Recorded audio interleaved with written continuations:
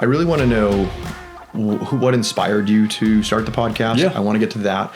In my second deployment, I'm in this war zone, and I'm just thinking to myself, like, I don't know if people in America understand that this is what it's like when you're gone this often and what it does to families.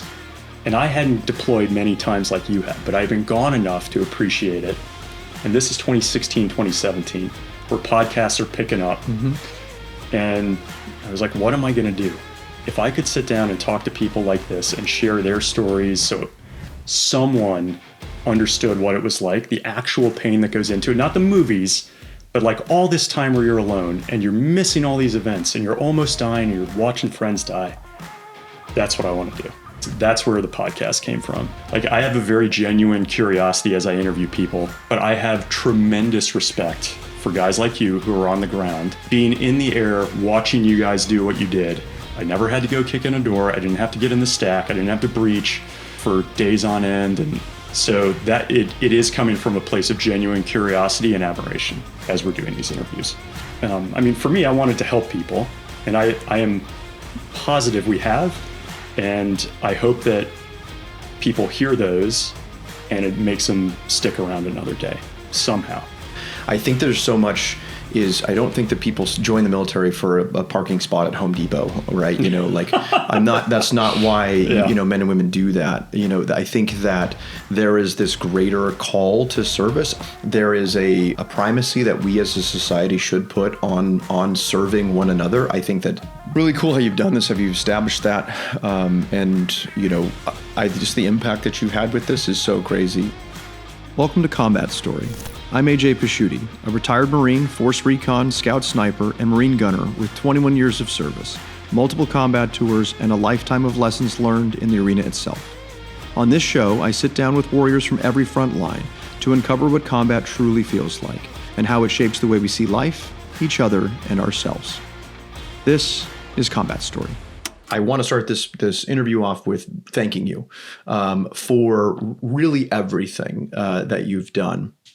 So you and I met at a gala where I was speaking up in Los Gatos, and it was the Los Gatos Veterans Foundation. So the Los Gatos Veterans Foundation. And so I was asked to be a speaker there, and got all, you know, dolled up, had a little tuxedo on, right? You know, had my little tie, which I had to tie my own tie on that, or that is really not a clip-on. Not easy. Had to YouTube that one. And so I give my kind of speech, you know, I go and kind of talk to the audience. I actually feel that I didn't do a very good job on blowing smoke. Literally everyone was in tears, literally. I really appreciate that. Not me, but you know. And so you and Val came up to me afterwards. You are a very different demographic than a lot of veterans organizations that I have seen. Generally, the veterans organizations are a little bit longer in the tooth, a little grayer in the hair. More experienced? Yeah, more experienced, yeah. Right? And Wiser. So having a couple walk up to Sarah and I at the end of that event, and you guys had done part of the silent auction and purchased a plein air pastel or plein air oil or a paint or painting of which I noticed because my mother was an artist, so I was fascinated by that. And you came up to me and you asked me if hey, I run a podcast, I run the show, I would love to have you on it. And you said your story was really impactful, and I was really appreciative of that because I felt terrible. I felt miserable because sometimes when I go and I give that story and I talk about that, I want to do as much justice to that as possible. And I totally felt I just didn't do it enough justice. And then you came up and said, man, I'm really inspired by this. I want to bring you on. Can I interrupt real quick? Please. I mean, this is in the shameless plug, but like this is in your book, Dark Horse, right? But the way that you delivered this story, so this is a veteran annual gala, like the big event for this veteran foundation. You're the guest speaker. This is like prime time for that night. You deliver this story about losing your best friend in combat. And it's all framed around the flip of a coin. And like even the storytelling was so nicely done and well thought out.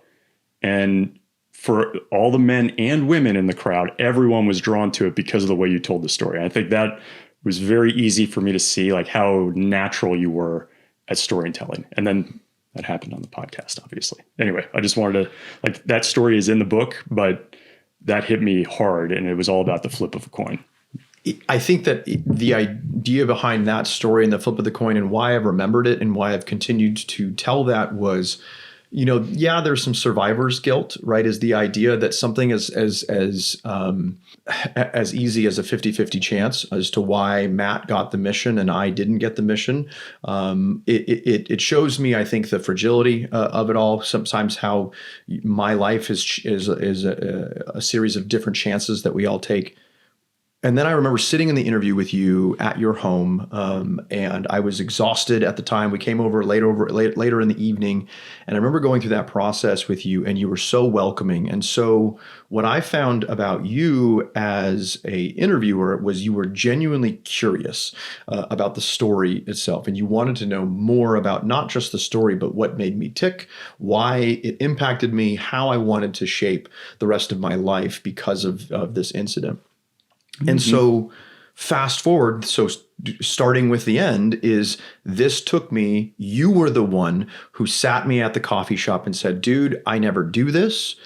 You need to write a book. And I don't want to do this. I appreciate that, but this is where I'm at. I've been interested in the idea, but I've never really wanted to take it to fruition. And you were the person that lined up all of the characters needed in order to facilitate and really empower me to tell my story on paper.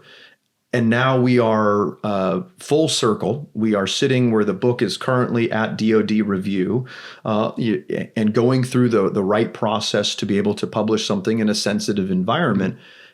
And then you gave me a call. I remember I was in Japan. I was following Sarah around for work. And so I was in Japan and I got this email from you and you said, hey, I got some stuff I want to talk to you about.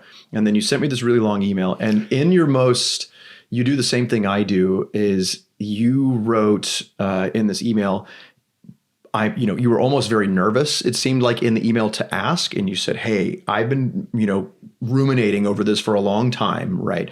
And I would like to know your thoughts on potentially taking over as the host of the podcast. And then you immediately apologized for asking me in the email, right? And it was very much the same way that like, I'm sorry, you can tell me to go kick rocks, right, if I need to. And then you went through this, and I had never, ever thought of that before in my entire life. And so I want to know, before I take this thing and continue to run with it and try to do as good of a job as you have done with this, I have so many questions as to what led you to this point. For me, I want to know about your background. I want to know what led you into service and where you were at. So I think that the inflection point for a lot of us was 9/11. Was 9/11 the same inflection point for you as it was for other service members, or had you already identified that you were going to join the military? Yeah, I had already identified that. So 9/11 happened when I was a senior in college in DC. And so a little closer to home because of the Pentagon getting hit. But I was already in ROTC for 3.5 years at that time. Okay, cool. So my old man, as many people listening who have heard me talk about him, and he's been on the show, and actually that was a really special interview. He flew Hueys in Vietnam, and then he spent decades in the Foreign Service as a political officer. But, I just grew up knowing I was going into the military. That was the expectation. It was going to pay for school, good opportunity, and a lot of adventure and fun, like most young men, I think, are looking for. So I was already committed, but I will say things changed after 9/11 because on campus, like going to ROTC, PT, and like we'd have military science classes, it was somewhat laughable, I would say, like a little bit of a joke as people saw us walking around. I think after 9/11 and after like these Green Berets on horseback and the firepower and all of these things happening, things really seemed to change, and there was a lot of respect. And I don't take it for granted after hearing what my dad and his generation went through coming back from Vietnam, which is a very different story, obviously. So anyway, for me, 9/11 was more of a, further stoking this interest that I had. Did everything the way that if I look back to that time frame, I was only 16 when 9/11 happened, and 17 when I started to, the process to join. It just felt, the world felt somehow different. America felt somehow different. Like we knew, it was like almost like we were, I would always associate it as like we were like crouching before a jump, before, like we knew that we were loading before we kind of leapt into something. We didn't know what something was, but there was this almost like sense of urgency or sense of duty. Did that change in you when you were like, hey, senior in college, right? Cruising through ROTC. It was. There were a couple things that happened right after 9/11. So I played. I say this loosely. I played football at Georgetown, which I hardly got on the field, but I was part of the team. Right. And I think we had to postpone our next game after 9/11, and we played it the following week because it was playing a school in Jersey City. So right up in where Ground Zero, very close to Ground Zero. And a lot of the guys on our team were from New Jersey and New York, and the fire department hats, the NYPD hats that would come out after that. But going up to New York shortly thereafter was a big deal. Watching the smoke come off the Pentagon, huge deal for me. Like I rode my little moped close enough to see it, but then they were kind of stopping people from getting too close. And then in December of that year, Mike Spann, who was a former Marine and then CIA paramilitary officer, was killed in Afghanistan, widely regarded as the first death in the campaign. And they had his funeral in Arlington at the time. So I saw in the Washington Post that, and I would read this voraciously every day to see what was going on with the fight. And they announced anybody could come to the funeral. So I went, and it was amazing. I mean, it was freezing cold, like no leaves on the trees in Arlington, Northern Virginia. All these people out there, you see his wife, a lot of people cloak and dagger because of the CIA side, and a lot of former military, of course. And I remember asking a guy standing next to me, this, everybody in the military knows this. This is when I learned it. You don't call somebody an ex-Marine. There's no such thing. And he's like, no, he's a former Marine. Yeah. We are a proud bunch. Yeah. And it wasn't antagonistic at all. It was just like teaching this young guy something.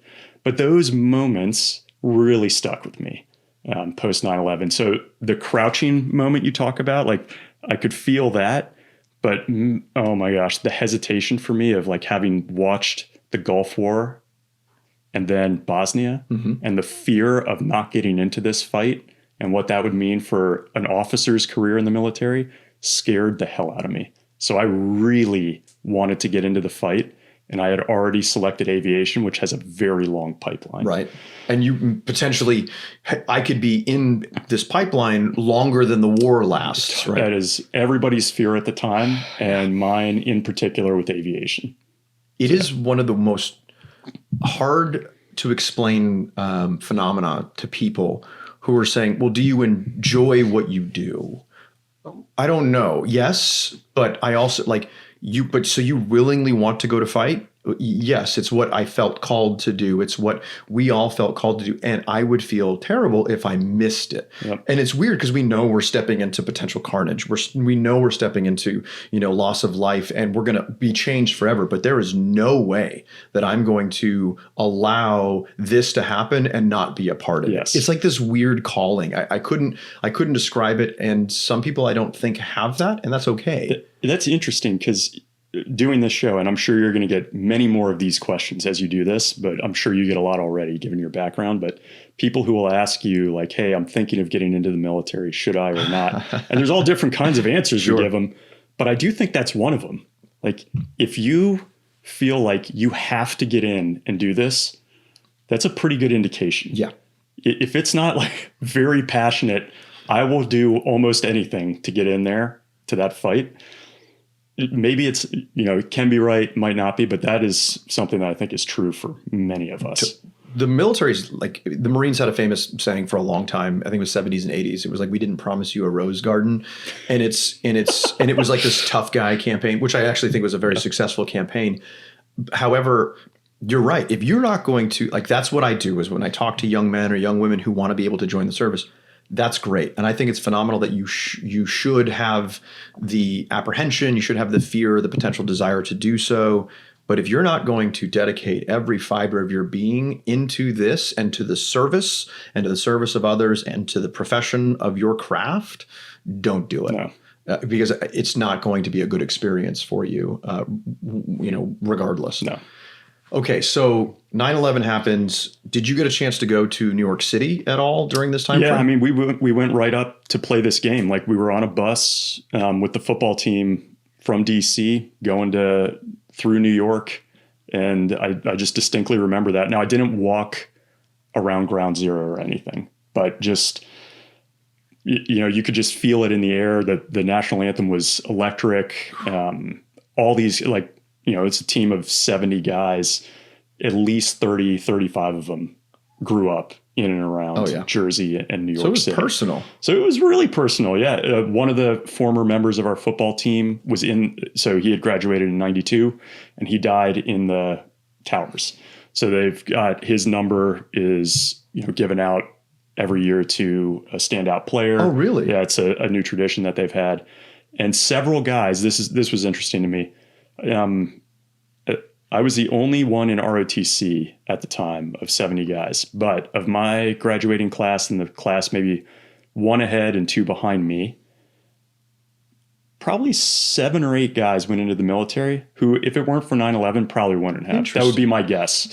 A couple of them are still serving, but I think that it completely changed so many people's lives. Not a lot of people go to Georgetown to then go into the military. Okay. What's the normal pathway within Georgetown? Is it poli-sci? Oh, totally. Okay. State Department, USG, agency, UN, anywhere you can go abroad and not make a lot of money except for the military. So our ROTC class, we had 9 people graduate, which is fairly small. Right. It's not a huge school, but that's fairly small. Okay, so you mentioned aviation. Did you have an aviation contract when you were in ROTC? I don't know how the Army works as far as that goes. I also didn't go to the OCS and ROTC program. So, without boring people, it's just a competitive process like anywhere in the military as you're going through ROTC. And at the end, they rank order everybody in the country. And if you're in the top 10%, you get whatever branch you want. If you're in the bottom 10%, they're going to assign you to good branches so that good branches get people who aren't as great. I have so many jokes prepared now that I'm being good. This is the Army and Marine jokes. All right.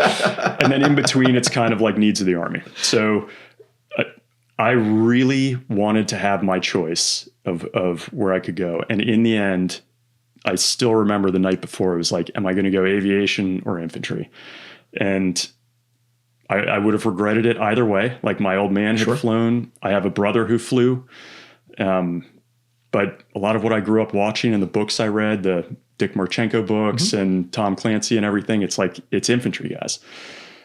So in the end, I chose aviation. And again, had I gone infantry, I'm sure I would have regretted not being able to talk to my old man in this way. Like, we both went through very similar experiences. Really? Oh, it's super similar. Just different technology. So like, he and I are closer, I think, because of that. But at the same time, and you brought up the curiosity that I have on the podcast, which I appreciate that it comes through. Like, I have a very genuine curiosity as I interview people. And I haven't interviewed a lot of Apache pilots because I have done that. But I have tremendous respect for guys like you who are on the ground. And I never had to do that. I never had to go kick in a door. I didn't have to get in the stack. I didn't have to breach. I didn't have to sit out in the middle of nowhere for days on end and not shower. Like, maybe I went 2 days without showering in downrange. This interview is over. I mean, SEER school for me was like, wow, we really stink, But I have tremendous admiration being in the air, watching you guys do what you did and never having done that. So that it is coming from a place of genuine curiosity and admiration as we're doing these interviews. So to not get super, self-congratulatory, or, fawning over you, there is nothing that compares to the feeling, and I can't speak for everyone, but I can speak for me, Just a quick word from our sponsor, Veterans Help Group, and we'll get right back to this episode. Some of you may be struggling with things today that weren't there before you deployed. Or maybe you're noticing this in a loved one, a spouse, a son, a daughter who went downrange and came back a little different, trouble sleeping, dealing with pain, stress, mental health issues, and maybe a whole lot more. The question is, what are you going to do about it? Let me tell you, you signed that contract, you served your country, you earned your benefits, and that's why I want you to do yourself a favor and call my friends at the Veterans Help Group today. They're here to help you get your benefits. I've navigated the VA system to get my own benefits, and it can be hard at times, and the Veterans Help Group makes it that much easier. The Veterans Help Group knows the VA because VA disability is all they do. Whether you've been denied, or appealing, or filing for the first time, it doesn't matter. These guys know how to get you approved for 100% of the benefits you deserve. They've done it for thousands of vets just like you and your loved ones who served. Go to veteranshelpgroup.com or call Veterans Help Group at 855-231-6144 and tell them your buddies Ryan and AJ from Combat Stories sent you. That's veteranshelpgroup.com. Veterans Help Group does not guarantee outcomes, and past performance does not guarantee future results. The company is neither a law firm nor affiliated with any part of the U.S. government, including the VA. And now, back to this episode. When we're on the ground and we're in a hairy situation and I hear of some sort of rotor coming in, that we're going to be okay. Like that for us does so much to us, because oftentimes video games don't cover it. Like we can't see, bad guys don't stand out in the middle and like wait for you to target them. Like they don't want to die just as much as I don't want to die. And they work very hard to remain hidden and clandestine until the moment. And so oftentimes we can't see these people. It's bushes or things lighting up or they're maneuvering. They're a smart enemy. And so when we had pilots come on and we could hear the womp womp of the rotors, specifically rotors, because you guys can loiter on station, and then you guys add this dimension to the battlefield that when I worked with Apaches or when we worked with Cobras or Hueys, they had this ability to almost hunt with us. And sometimes I would almost make it akin to, like foxes, like when we were on like a big hunt and we're hunting whatever game it is, and then the foxes or the dogs would go out and bring the fox out, right? And kind of flush them for us. That was huge for us because it was this almost like, to make a football reference that my little ass was too small to make, like a linebacker. You guys would, or a free safety, right? Is you guys would plug holes in the defense, right? Or you guys would think at the game at a different level. Because now I realize hindsight is it was by design. Is I'm looking right here in the front, and then you guys are able to be, literal angels on our shoulders. So thank you again for that. I just really, to any pilot out there, there is never a draw or a comparison. We give you guys, crap because you guys can eat ice cream at the end of every day, and there's always going to be that. But it's comes from a place of, jealousy and love rather than absolute animosity. No, I appreciate that, and I do feel, especially having done this podcast and interviewing 200 vets, like. Everybody's got one of those stories about like this one time when I was in this situation and all of a sudden there was air cover. Yep. And this is what it was like. And I also felt there wasn't, and I don't know what this is like for guys who have done this on the ground. Like there was no real competition of machismo between me and a ground pounder. Like maybe, I don't know if a SEAL meets a recon guy, if it's like, were you really tough? Like for me, I didn't do that. And then they'll look back and be like, it was just mutual admiration. So I feel like I had that, but truly, I'd never had to do those really hard things of going in and looking that closely at the guy that we're about to take out. Fast forwarding slightly, we do these career course, advanced courses through our career progression. Most of the time, like I learn aviation basics at the aviation basic course, and then I'm supposed to go to the aviation officer or whatever it is, the captain's course. You could go to different branches for training for your advanced course. And so I chose to go to the infantry and maneuver. They call it the maneuver captain's career course. MCCC. Yep, at Benning. So there were probably 2 aviators in this class of 100 plus and Marines, which was cool. So it's an Army class, but there were some Marines. We need to bring the physical standards up. So and literally number one grad was a Marine, which I was like, come on, guys. But I went there so that I could understand how you guys think on the ground. Truly, just how do you move through? How do you get ready to cordon off a target? All the logistics that go into it. And it was so helpful when we were downrange for me to just understand that. Beyond knowing the guy there, which a couple times I was supporting some guy who was in my class, which was great. But just how you guys did things was so helpful. I think from my perspective, when dealing with aviation assets, it was really nice to know that when I was working with a pilot trying to solve a problem, whatever that problem was, that it felt like a lot of the pilots wanted to help you get that missile off the rail. Yeah. It wasn't like a lot of like, well, we're going to be risk adverse and you know, we don't, it was no, like, we'll take any excuse to get that thing off the rail. Correct. Especially, I think as the war progressed, we got a lot smarter in how we did it later on, but it was very much like, I remember pilots, forgive the term, I don't know a better one, but almost like they used to pimp us for information. Hey, dude, you need to tell me this. Give me, and because stuff's going haywire, right? You know, and I'm trying to figure out which way is up, right? And you've got space and time, which I think is good. Yep. And you're loitering at is a IP or BP, battle position? An IP, yeah, it's our kind of one of the points as we're coming in, but we often wouldn't even use that. Okay. Yeah. So when we're doing like, we're very rudimentary, we'll have them, you know, hey, they're off our right shoulder here waiting for snakes to bite is what we used to say, because we have cobras. And so our term was, hey, we're waiting on snakes to bite. That was always like, right. Like a super cool thing for us. Cool, okay. So absolutely fascinating. So you go through, you've gone through your aviation program. How does the selection happen when you're getting your individual platform? That is also super competitive. So aviation, infantry, armor are typically very competitive branches to get. So once you get in them, you've got a lot of heavy hitters in there. And there's no special ops track, right? So it's like everybody's here first before they can go special forces later or ranger. So within aviation, you all go through the basic aviation courses where you just learn literally how to hover, how to fly, how to navigate, how to go up into the clouds, which is pretty scary, and not die. You go through all that. And then at the end of that, 8-9 months, there's a ceremony where 30 guys are in a class, 30 guys and gals are in a class. And they basically on a board, they just put up, hey, the Army has these 30 airframe available.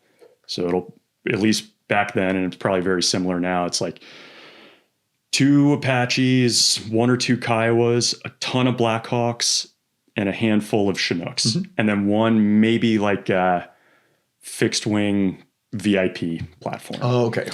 And so they just say, number 1 in the class, what do you want? Number 2, what do you want? And they just take it off the board. So it's these are people you've been with now for like 8 or 9 months, sweat through things with. And it's just competitive at the end. You have an idea of like, oh, I know Nick over there, he wants to go Blackhawks. All right. Those guys, they want guns. Are you like competing in your mind? You're like, oh, you're all competing through this. Because you're like, I want whatever that thing is. And you're like, okay, well, this guy messed up that thing. So he's probably out of the running, right? You know, so you're all competing, which I don't know if that's good or not. Like, but we're, you know, still very good friends with all these guys. And then at the end, it's like, all right, what do you want? So for us, Apaches went 1 and 2 right off the board. And then it was a Kiowa. So like guns, recon, and then it was Blackhawks and Chinooks throughout. Like some people want to do Chinooks, like heavy lift. Mm-hmm. Other guys want to do Blackhawks. It sets them up nicely for 160th on the special ops side. So I try really hard in that course and got one of the top 2 picks. So I was very fortunate. I feel like a shithead every time I tell this story, but it was important to me if I wasn't going infantry that I was as close as humanly possible to supporting guys who were on the ground. Yeah, put everything into it. Okay, so then you kind of glazed over it. I did. Yeah, we're going to keep glazing. So did you take I'm going to ask you point blank. Did you take number 1 out of the class? I did, and I'm going to have Juan edit this out. No, it was funny because I had 2 of my friends come up 2 of my friends from high school came to our graduation, and then they announced it. They're like, hey, our number 1 grad is going to speak. Ryan Fugit, come up here. And they were like, what how'd he get that? So it was cool there, but there, you know, I had no animosity with any of the other guys, and a couple of them now are full bird colonel, brigade commanders. No way. So it's pretty cool to see them having moved through the ranks. Random question. Do you have any like opportunity to meet up with these guys that you were in flight school with, that you can kind of like come and see their squadron and like hang out at their squadron kind of thing and be like, oh, wow, you know? Man, like, this is such a good question. Like, this is just to admit this openly. I have so much imposter syndrome and so much guilt for having left the military. what? So all these guys, like, if they called me right now and they're like, Ryan, I need you, I would be there in a heartbeat. But I feel like I left them when I left the military, and they're 20 years in, you know, and like they did multiple deployments. I did one in the Army. So I feel like I don't have the right to be in the same room as them, let alone like go see their squadron. And I know that is irrational, completely irrational. I don't think they would feel that way. But humans aren't necessarily rational beings. And there, right? there are probably 3 guys who I have not interviewed who were in my unit when I was downrange, who I would kill to interview, and I hope I do one day. But I don't know if I can even ask them to do it. Wow. Okay. For being an opposite side of it, I think like the first thing I want to say to that is you're absolutely high. That is not. I know. That is I not. know, as I say it out loud. Anybody who understands this world knows that you didn't take a knee, you didn't drop out of formation. You did your time, you did your service, you did it honorably, and then you moved on. And then again, like you moved on to the clandestine services. I did, but not right away. I had a slight break there. Sure, you still were working, you know, towards. I struggle to. Well, I actually have a lot of conversations with veterans who didn't get to combat. Who got to combat but were in support roles. My own personal challenge that I face with this is that we have a lot of this societal pressure that we focus a lot of times only on the 20-year special operations guy or gal. They should be absolutely, you know, held up and respected and revered. But I don't want to do that at the point of where we're discrediting the service of other people. Yep. One of the things that I learned, now again, I was a cocky, you know, 20-year-old sniper at one point who thought that he was, you know, God's gift to the infantry. Right. So I for anyone that had to deal with me at the time, please forgive me. I've grown. But I realize now in hindsight that, and through a lot of mentorship, was that we are merely a portion of the equation. There's so many people to it. Yes. So I have never in my time looked at you and ever been like, Chump did one deployment, right? Like I've never. I know. Yeah. And I don't think anybody would. Nope. And that's like, it's almost like I suffer from the same imposter syndrome. And again, I tell you, as taking over this podcast, you know, as the host of this thing or co-host, however we want to, you know, thank you. As we want to delineate, you've mentioned people that you're like, hey, well, I want to get you in the room and interview this person. I'm like, do you want to bring someone that's better, more qualified? Right. You know, like I feel the same stuff, right? You know, like I actually think that's kind of a good trait. I think that I know that I'm talking a lot on this subject and kind of making you uncomfortable with it, but that's, to me, I want to really nail down on the fact that you should be proud that you took honor grad from that course or the number one graduate. I know. Yeah. However, I completely understand the stigma, because we all saw the guy that would check and be like, I'm going to, you know, like I'm going to be number one here. And you're like, whatever. Right. You know? Yeah. And so we don't want to be that guy at the same point. It's so hard because again, like so first of all, you got selected for ROTC, which is not easy to do. Then you got That's not that hard. Yeah. Then you got selected to go aviation, which is not that easy to do. And then in aviation, you got selected to do one of the 2 seats for the platform of the AH-64. Mm-hmm. Do they still call it the longbow?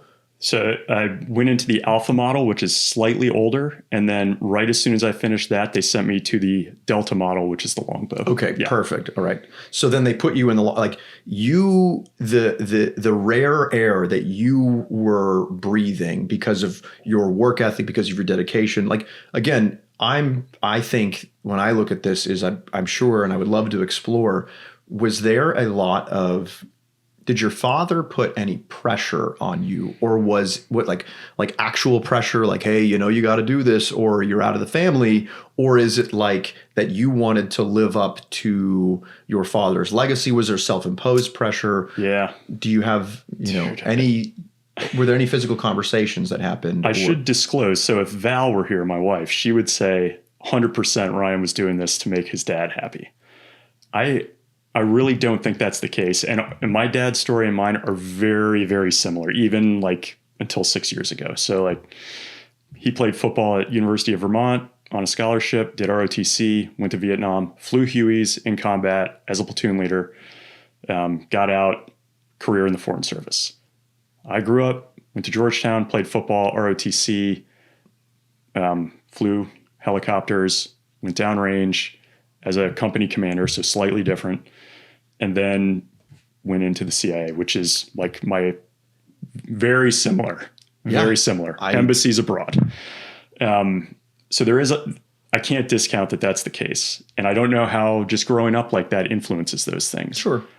But when I was little and we were living in Africa, that's one of our assignments in Zimbabwe, and I had a ton of time to myself, as you did in the 80s, and it's just like, get the hell out of the house. And you're like, all right, let me go.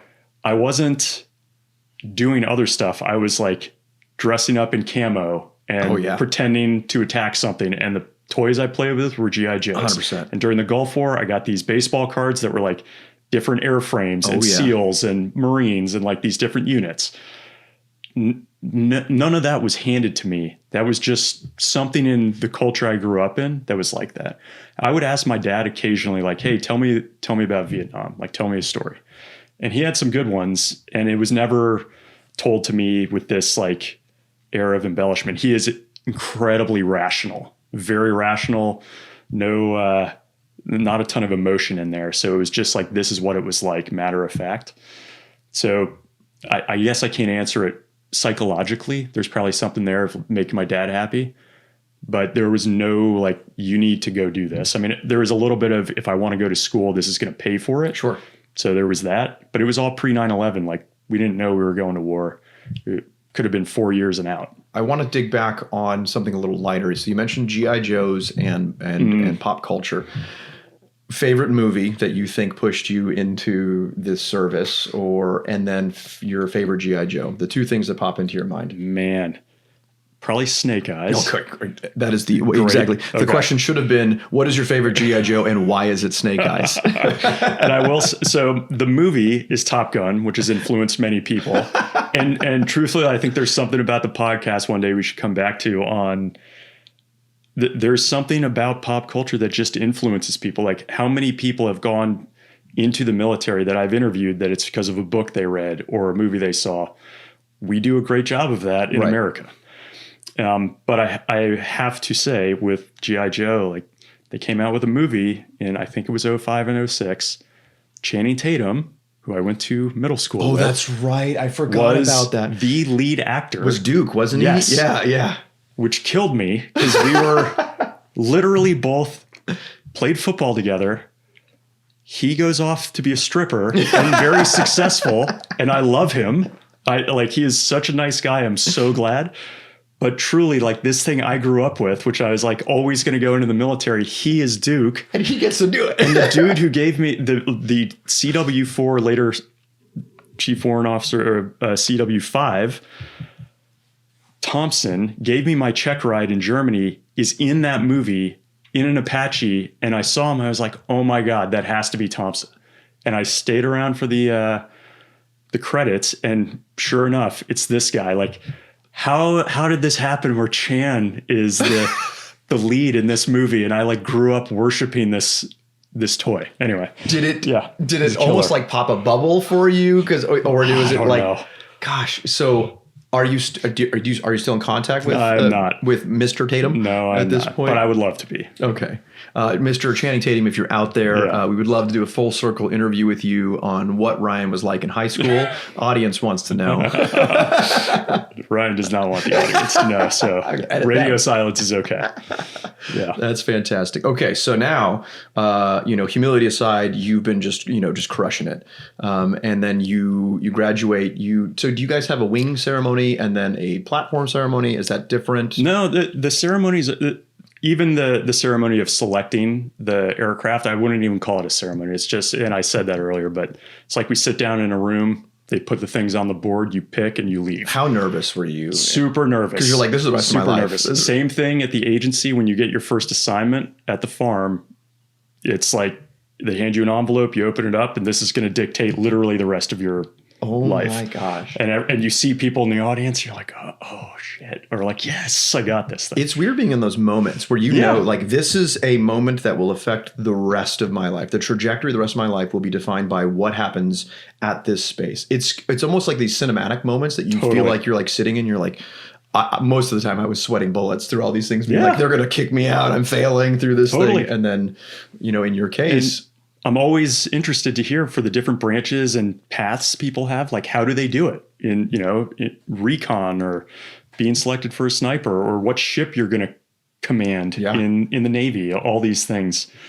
I hope, from my time in the service, what I've found is that there are a lot of points of meritocracy, they're very clear and cut. The Marine Corps does something a little different, to the way that and I don't know if this is true for the Army, but the way that the Marine Corps, when they're selecting officers, they do it on a thirds system, because what they don't want is they understand that, any logistician out there will always understand that, logistics wins wars, right? That is, Napoleon, right? If, in his march into Russia, right? Like huge blunders that have, and so what we try to do is we do what we call a quality spread. And so we'll do, the top third, middle third, and bottom third, and then they spread the MOS or the military occupational specialties. So not everybody gets to be infantry. You don't take your top third to go infantry if that's the thing, and so they're able to take people across. Now that does. People then start to game the system. They're like, okay, well, I can't get number one because number one's guaranteed where they want to go. So then maybe I need to be 22, right? And like, how do I get 22? Because that's the top of the second tier, which still means infantry. So it does allow for a little bit of gamesmanship inside of it, is the way the Marine Corps does it, or they say they do it. But how that happens inside the room is really up to them. It still is a human business. I would recommend anybody that's looking to join the service understand that it is a meritocracy in a lot of ways, but it is a human business, very much so. And who you are, how you act, the idea is that the instructors oftentimes are teaching their own profession, and they get the opportunity to select who they would want to serve with. So maybe don't be a jerk, through your, maybe that, again, like you could be number one, number two, and there's like, I'm not saying people weight things or put their finger on the scale, but if you're like a butthead through school and one of your cadre, you guys say cadre in the Army incorrectly, by the way. We say cadre in Marines, and it is, they're picking who they have the potential to serve alongside. So true. And so if you're this like booger eater who's like just mean to everybody, you're like, he's smart, but he's toxic. They can affect that a lot. I've seen that. So true. Just a quick word from myself before we dive back into this combat story. Many of you know our previous interviews with AJ Pashuti, Marine sniper, recon operator, and the man who tracked, hunted, and ultimately eliminated Iraq's deadliest sniper, Juba. This was an enemy responsible for deaths of over 100 Americans, some say up to 140, many of which were filmed and posted online. AJ, who was just a very humble, very young Marine at the time, took that fateful shot, putting an end to so much pain for so many families. He never took credit for it, and over the years that story's changed and been retold countless times. I'm incredibly proud to let you know that you can get your hands on AJ's new book, Dark Horse, Harnessing Hidden Potential in War and Life, a book I asked him to write after I interviewed him, immediately after I interviewed him. It's part memoir, part roadmap, a look at the lessons AJ learned through combat and throughout his career, and how they can help all of us find strength and purpose. If you enjoy Combat Story, you're going to love this book. To get a copy, head to combatstory.com/darkhorse. That's combatstory.com/darkhorse. It's packed with details and insights that we never got to cover in our interviews, and I know you're going to love it. Now, back to this combat story. Okay, so first unit that you went to after, so all said and done, what was the first unit? Where was it at? And what was that first day? So what is the uniform called that you guys, when you check into your unit? Board shorts and flip-flops? Is that what pilots do? Or is that the Army? Because I know the Marines, we show up in service alphas. Yeah. Okay. Truth be told, I don't think we had a name for the uniform that we wore. So that totally makes sense. So I showed up at a unit in Germany that had just redeployed like a week or two before I got there. So by redeployed, you mean got back? Just come back from Iraq. So this was early, like probably February, March of 2004. And it was a Cav unit, which was very cool, which folks, AJ called the Cav Stetson a cowboy hat. It's called a cowboy hat. That's what I'm from California, man. Please, it looks like a cowboy hat. Please let them know in the comments how we feel about that. If you're Cav. What are those little tassels you guys have? That's right. And spurs. But I really wanted to go to a Cav unit because pre 9/11, like you didn't go to war. Going to a Cav unit was pretty cool. Like there's a lot of tradition there. It's fun. They do this thing called a spur ride where you earn your spurs. If you're not in combat, that's how you get your spurs. If you go to combat, that's how you get your spurs. But in an army where that didn't go to combat. Are we talking like physical spurs? Yeah. So like you'd wear them on your boots. No way. Special occasions. No way. And your Stetson. And I would be way too irresponsible with that. Oh my gosh. So, I mean, that is a ceremony and it is fun. And it gets crazy and you're drinking beer out of your Stetson to help form it. And it's a lot of fun. And I got to go through that in Germany. And that was a great experience with the exception it was 3 years in the same unit and I did not deploy. So the unit I was at had a really bad battle in Iraq on March 23rd of 2003. So it was supposed to be this big moment for the Longbow Apache. It was a battalion raid, basically a battalion operation. How many aircraft in the battalion? So 24 aircraft. Okay, so all taking off at the same time. That's a big logistic lift. Logistically hard to do. The maintenance hours. Not really done before. Yeah. They were going to go and fly and stop somewhere, shoot all these missiles at the same time. Intel wasn't right. A couple guys crashed on takeoff, some brownouts, a lot of things they weren't used to training in the US or Germany. Ugh. And they ended up hovering over enemy positions, getting shot to hell, came back. Just terrible opening round for the Longbow. Yeah, 3 days into the invasion. Super early. So they stayed there throughout the deployment, but that hung over their head. So I remember like March 23rd, 2005, that anniversary was a very somber day. So that unit did not redeploy. It had to get refit. So they were benched basically. Yeah. So morale wasn't super low because of that and people rotated in and out, but certainly that unit, it was 6.6 Cav, had this reputation now. Yeah, it had a stigma, right? Our sister unit, there were only 2 units at our very small base in Germany, 6.6 Cav and 2.6 Cav, both Apache battalions or squadrons. The 2.6 Cav then went to Afghanistan, and I desperately wanted to go with them, desperately. Did not go, and so I spent 3 years in Germany, had a blast, got married, my wife, Val, who came over, traveled a ton, made great friends. But all this time... But certainly... 2004 to 2007. We were busy. I'm sitting here watching you guys, you've gone into Iraq, Fallujah happens. Right. And then the Army's in Ramadi at that time frame, right? It's killing me. Pat Fagan, who introduced us to Will, who we interviewed, Pat's gone downrange 2 times by then. He's in Germany with me. And he's in the Army that deploys. I'm in the Army that sits. So Did you feel that you suffered from this idea of imposter syndrome before you went to, because you're probably young and you're I'm ready to go. Is this when imposter syndrome started to set in? Do you think? Because you're seeing a lot of people constantly go back and forth and you're like, man, I'm sitting here on the sidelines ready to go. Put me in, coach. Is that a form? I'm not trying to put... No, I don't think it is. I see where I completely see that. I don't think so. I think probably that first unit being there with everybody else has a combat patch. They've been fighting for a year. I have nothing. I'm the new lieutenant, already a bad moniker, like you're brand new lieutenant, untested. I think that taught me a lot of humility and just learning from these guys who are super experienced, these warrant officers, as you know well, who have been flying literally for 20 years. I'm like 23, 24. They've been flying almost as long as I'm alive. Technically I outrank them, but like, You're never going to pull that. I'm never going to pull that. and I wouldn't have, and maybe that was part of my dad teaching me that, Sure. but I think I appreciated just learning what I can.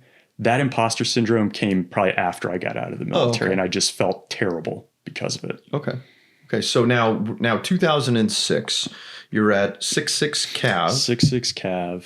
And that's in Germany, Yep. right? And so when do you first deploy to Afghanistan? Yeah. Is that...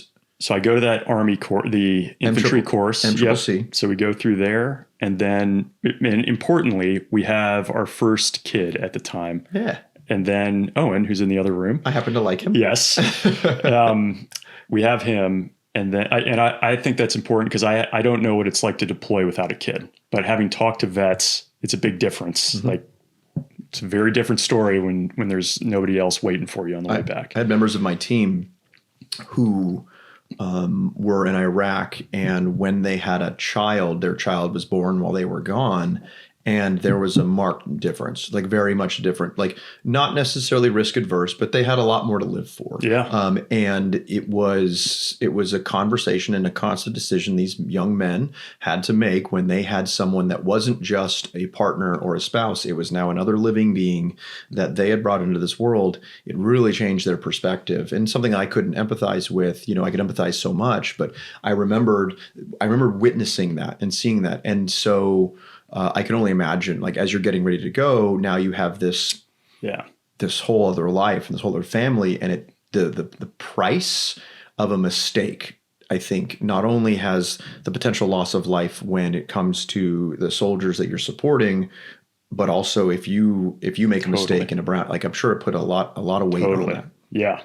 And so, he's very young, and then I go from there to the 101st, which was a big deal. Like, that's a very kind of iconic unit in the Army. The 82nd, the 101st, lots of trash talk. It's not special ops, but that is a feeding ground for some of the special ops pipelines. And, I was incredibly proud to go to that unit.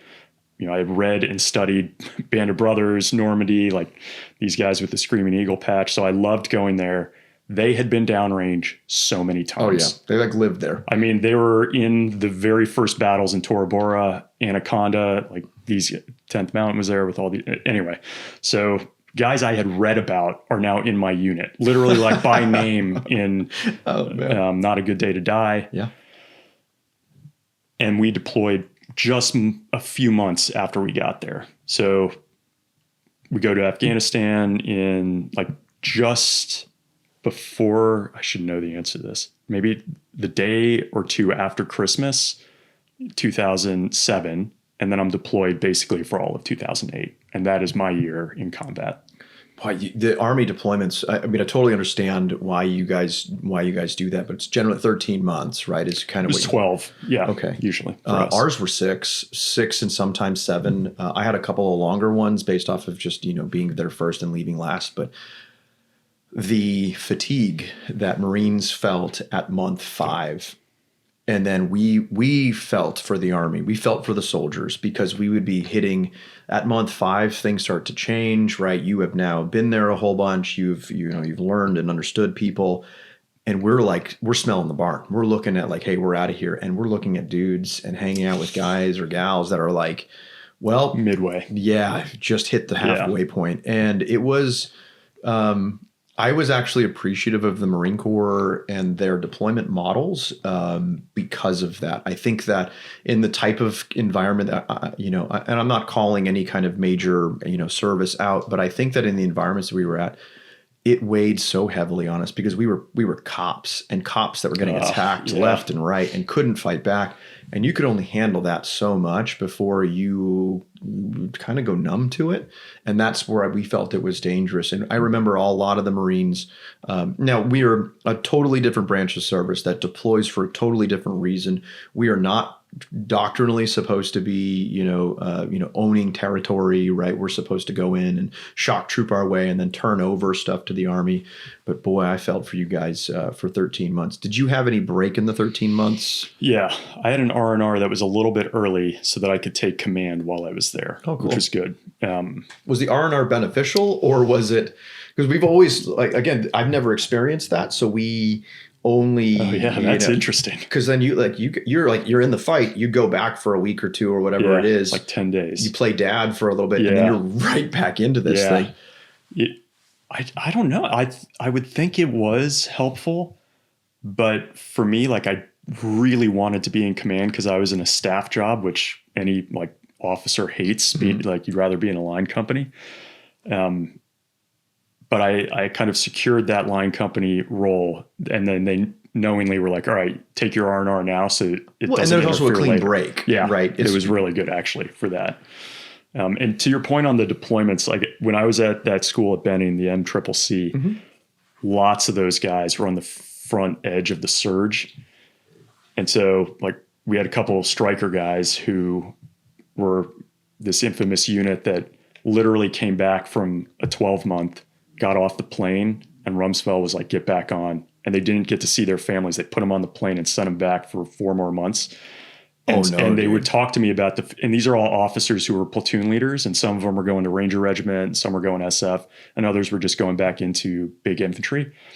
But truly, the necessity to be there for guys who are going through we were going home at 12 months, and now we're going back for 4 more, same place. And you know how it feels when you're redeploying. You're like, all right, I can let this weight drop. Yeah. And then have to put that armor back on. So visceral, the way they talked about it. It was, again, very helpful for me to hear. What was the reasoning behind the surge? It was the surge. It was like, we need all you guys there still. I mean, I'm not the brightest guy in the world, but I feel like the Army's pretty big. I'm sure these are questions that a lot of your guys and gals asked through that. But man, it's interesting. Killer. I could have, and then how do you, as the commander, right, as in the unit that got redeployed, right, dealing with that, they're pulling the little rug out from underneath these guys, right, that now have to go back. That would be very hard to manage. I think on a human scale. So hard. So I come back from R&R, and it's as you know, because you've been in Afghanistan, it's probably April of the year. So the cold months have gone. The fighting season kind of starts. A couple guys had gotten into fights, one of our sister battalions. So I'm in Coast in eastern Afghanistan at FOB Salerno. And one of our units that's up in Jalalabad, which was known for just being a little more kinetic, had already had a fight. The company commander there is this guy that I really, really like, Joe Brule, and almost want to hate him because he was so good at his job. He did, so his company gets into this nasty fight. It's the first one of our deployment. He writes this really nice AAR, sends it to all the company commanders and battalion commanders. It's here's what he's totally golden boy. And we would give each other shit later on. And I love that guy. But I remember reading that he got into it. I didn't. And I took over from a guy who is truly a legend in the aviation community. His name's Clint Cody. His dad was the highest ranking general in aviation. Oh, wow. So he was vice chief of staff of the Army at the time when Clint and I were serving together. So literally everybody knows the Cody clan.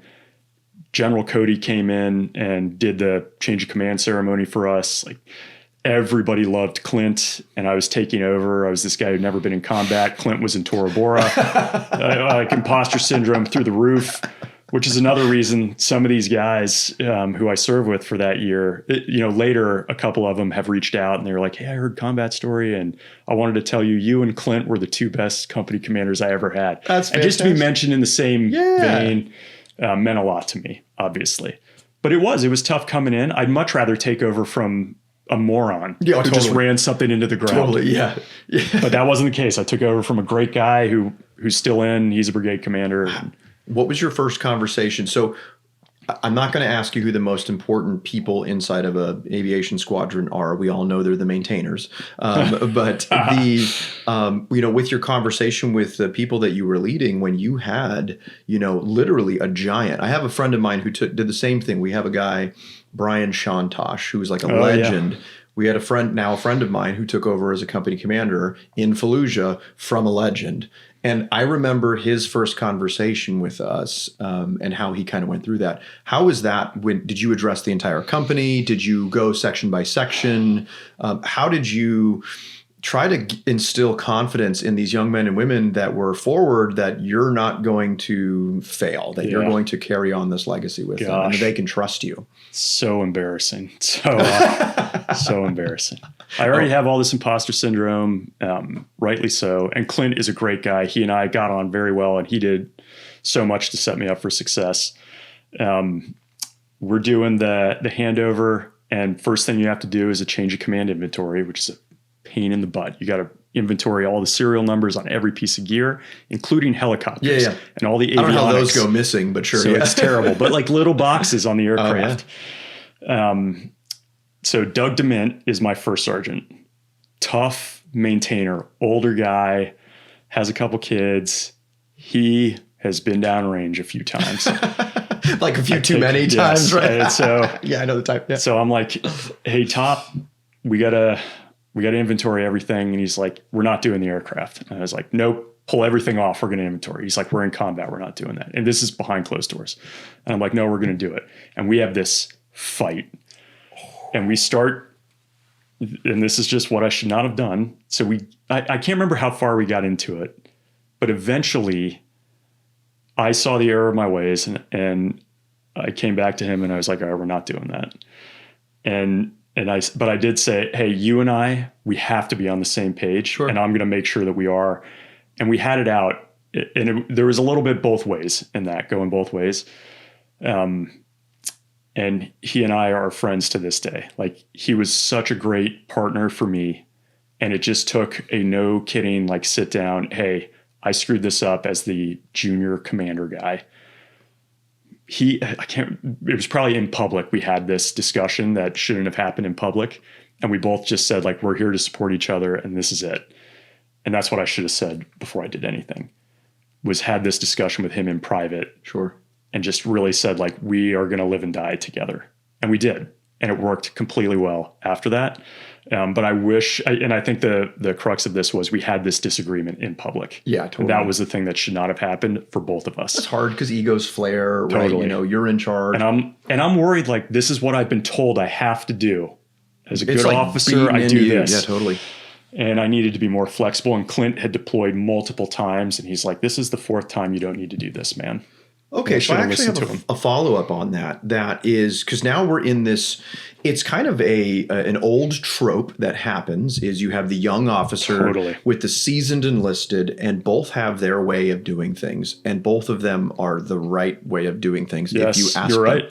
What advice would you give to young officers in this space? Because I had never been an officer in this space. So what advice would you give when a senior enlisted says, hey, this is how we do things in this unit? And it almost seems like both are almost kind of vying for control. Is an interesting kind of dynamic because there's a human element. What would you say would be a good piece of advice for a young lieutenant who is taking over a platoon? I don't know your guys' like specifically. Yep, platoon. Yep. In the aviation, we have infantry platoon commanders that run headlong right into their senior enlisted because they're fresh out of. So there's like very much like an institutional way of doing things, and then there's like the way things are kind of done. How would you suggest people navigate that in the future? So I think I did it correctly as a platoon leader, which makes this even more embarrassing. I screwed it up later. You're like, I had the right answer and I was like, we're going to go a different direction. But because in garrison, it was like how everything was taught pre 9/11. And I think in combat, I just needed to be more flexible. And I took some risks before taking command that probably were ill-advised, but helpful for my career progression. This is one where screwing up a change of command inventory only hurts me, really, as the commander. Okay. Like, I sign for everything. It's my name on the line. Sure. Some of it's delegated, but truly in the end, if something's missing, it's on me. So if we screw that up, that's on me, and I should have allowed flexibility there. If it's ethical and, somebody's ass is on the line and it's someone else, I'd probably draw a harder line. But where I can fall back and, hey, if something goes wrong, it's my butt on the line and not one of the soldiers, probably give a little more flexibility and listen to the seasoned guy. That's interesting. But if it's ethical and like we have a disagreement and we want to look the other way, no, like I think you still got to hold the line on that. That's a tough one. I can definitely see many instances in my own career where I do not envy young officers taking over seasoned platoons. No.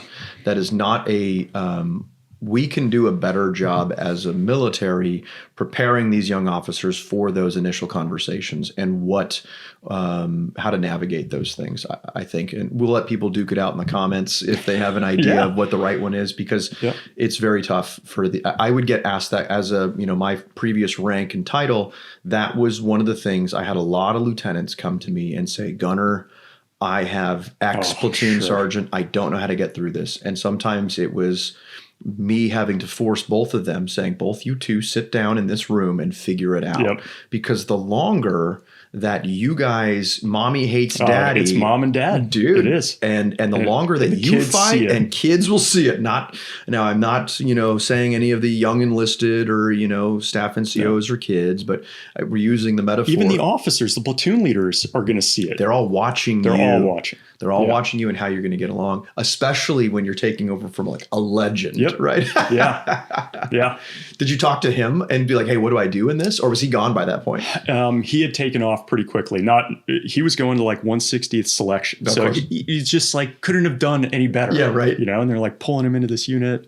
But he was very helpful. And he even said to me, Ryan, you don't need to do this. But at the same time, I was thinking, well, it's easy for you to say your dad's like vice chief of staff of the Army. You have a little bit more top cover than I do. But that's not fair to say either. He didn't have to do it for that reason. And it was truly just like, this is how you do it this way, don't screw up. And I should have just been more flexible. Interesting. Yeah, I've heard the trope before, that no matter what, always listen to your senior enlisted. And I think that's good. But I also have been the senior enlisted who likes to do things that are less than doctrine or less than what that would potentially put you, right, or the commander at a potential disadvantage. Totally.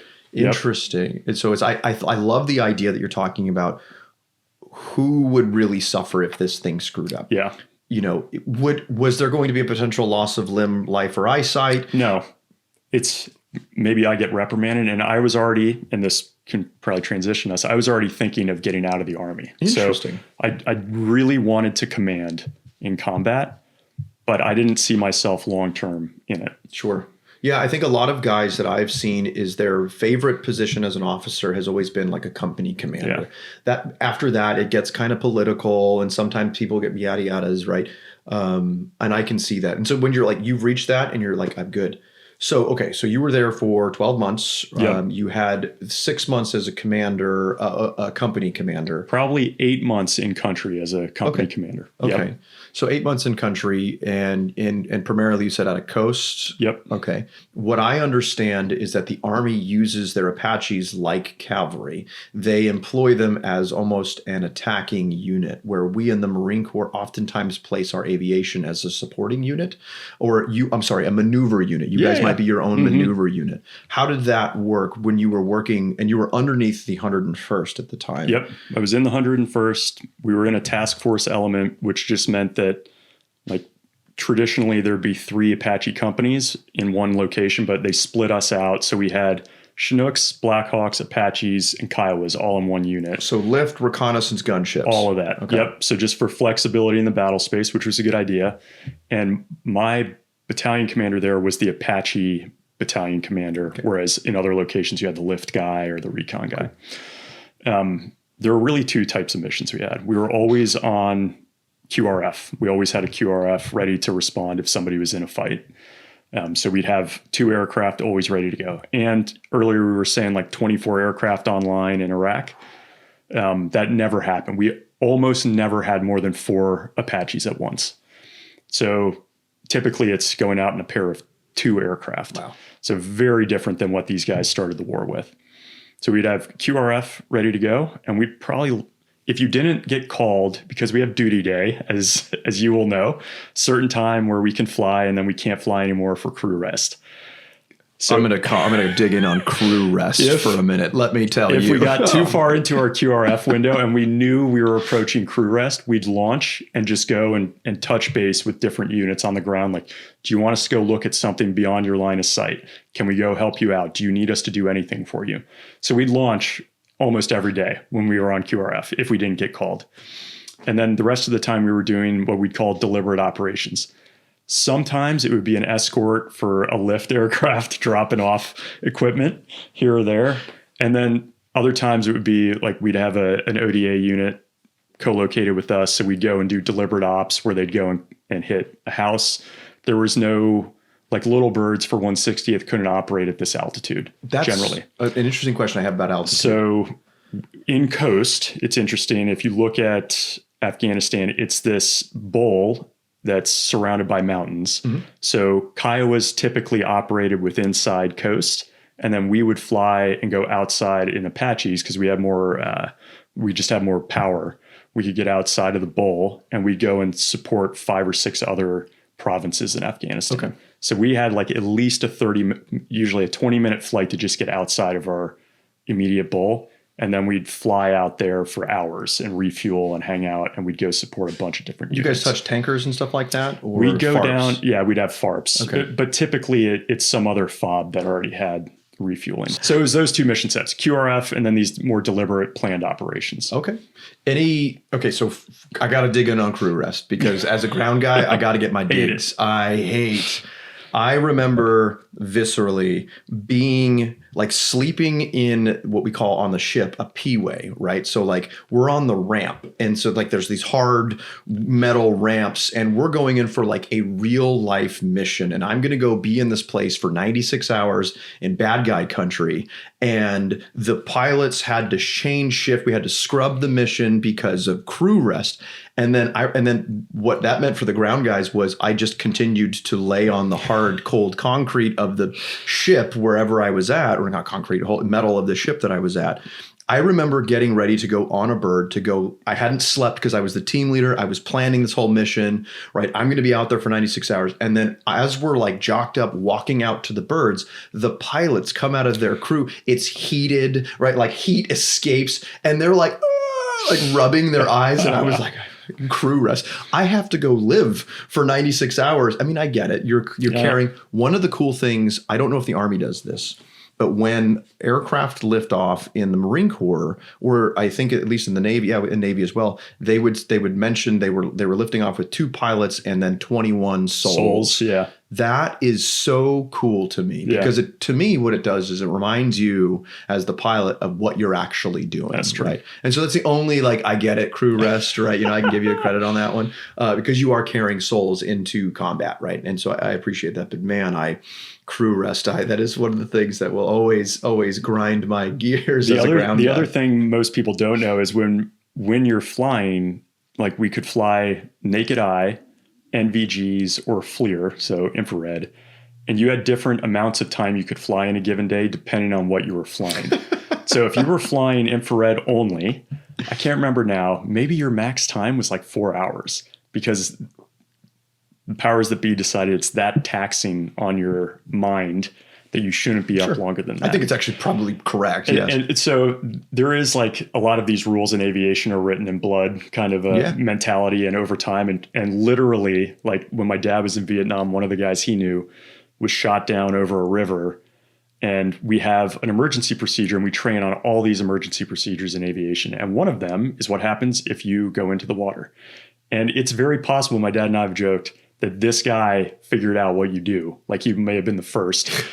Shot down over water, you go into the water, you shut all the engines down, which all sounds like common sense, but if you can envision like crashing or being shot down in a combat zone, a lot of things going on, to allow the aircraft to settle and turn over so that when you exit and go up, you're not going into spinning rotor blades. That makes sense. So again, you think it through, but like this guy had to do it and they didn't have this emergency procedure that they trained on at the time.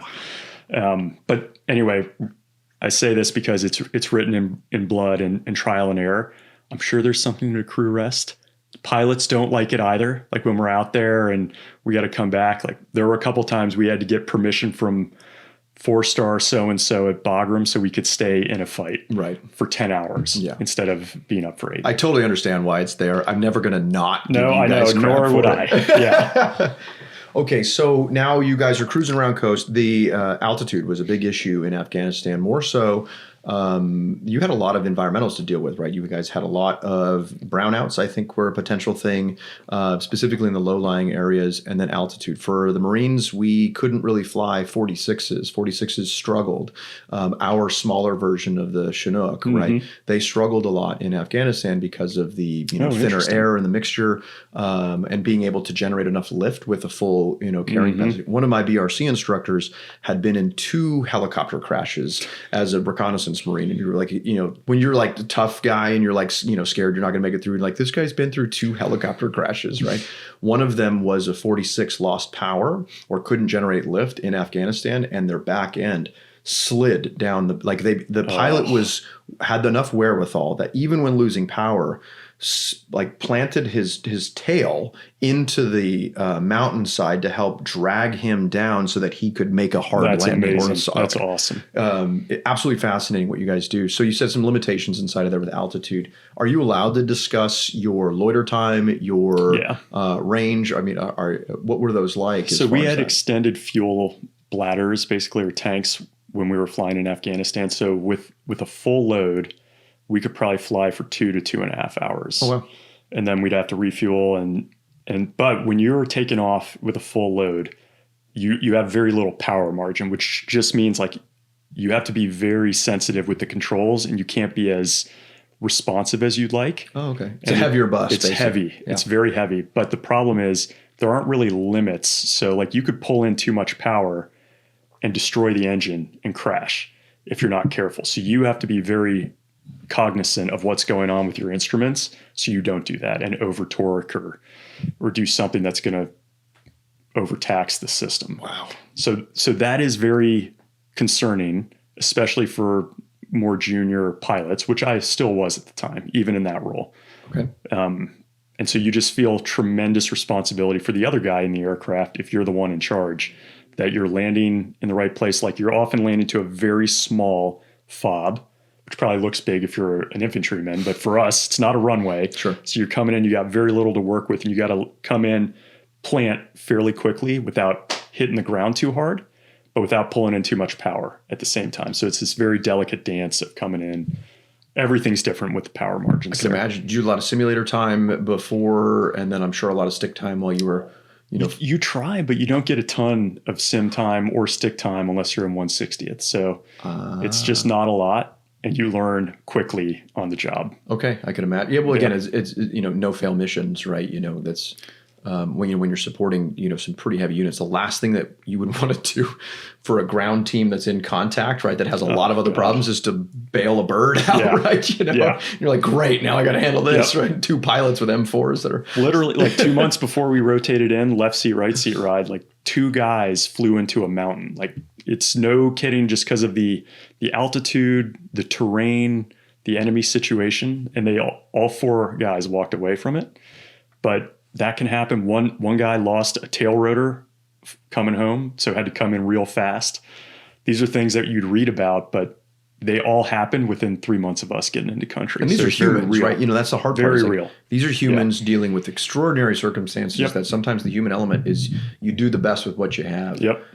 That's fantastic. Okay, so did you have any specific major moments in Afghanistan that were, I would say, where you felt that you had fulfilled what you wanted to do? Not necessarily just a troops in contact, but that you're like, I'm in this position, I'm in this place, in this time, in this moment, in this space to solve this problem, and now I get it, why all this was worth it.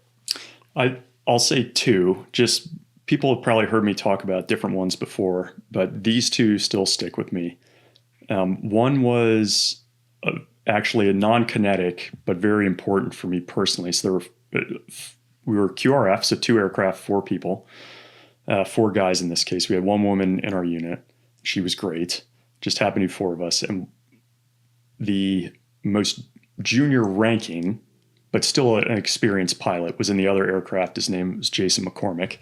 And we were flying on a QRF for a troops in contact at night with very bad weather.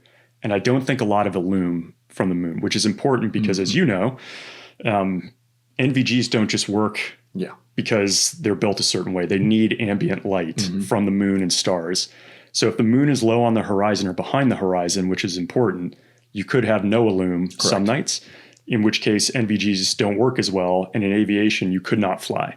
So only Apaches and often I think there are AH-60s in the CSAR Air Force could go out because they had FLIR, and Apaches had FLIR at that time at least. So very few birds could actually go out, and it was good because we all had the QRF mission or medevac in the AH-60 part.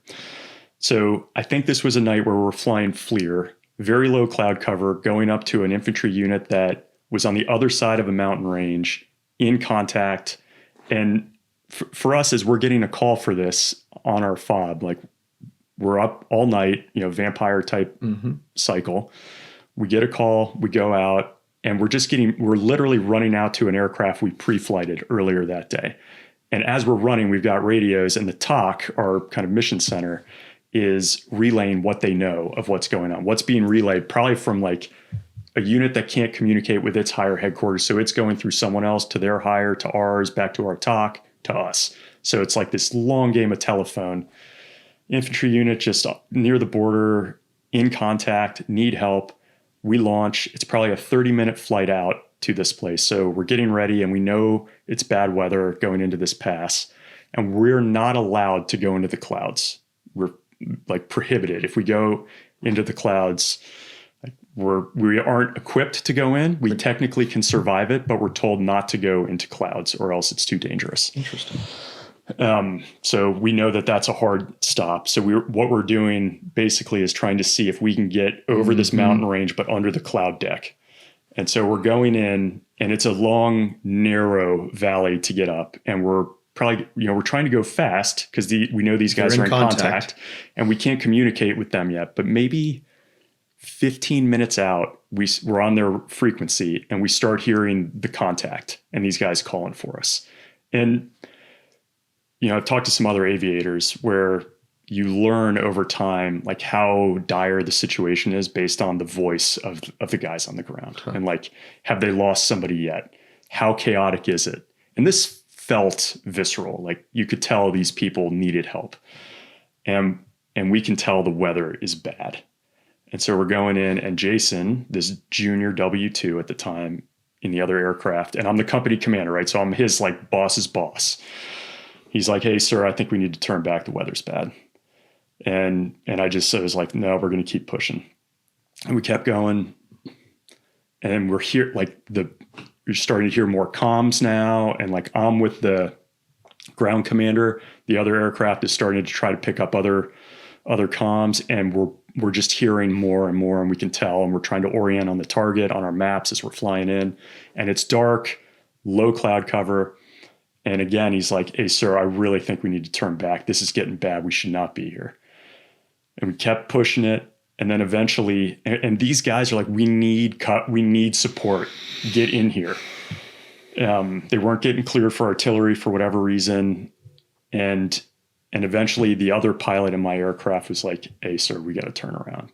And it was a guy I deeply trusted. This is one of the guys I want to interview one day, but don't know if I can. And he's like, "We got to turn around, sir." And if you can, this is the kind of thing in ROTC that I wish somebody had run by me. Like, are you going to push 2 aircraft, 4 people to get over this mountain pass, not know if you could do anything? Would you make it in time? Are you willing to let somebody on the other side die? Are you going to break the rules slightly and go through the clouds? How do you make this decision? And in the end, I was like, we're going to turn around and go back. So we did. Maybe we lived because of it. Maybe we would have gotten over there and helped them. And one of the hardest things about aviation is I have no idea what happened there.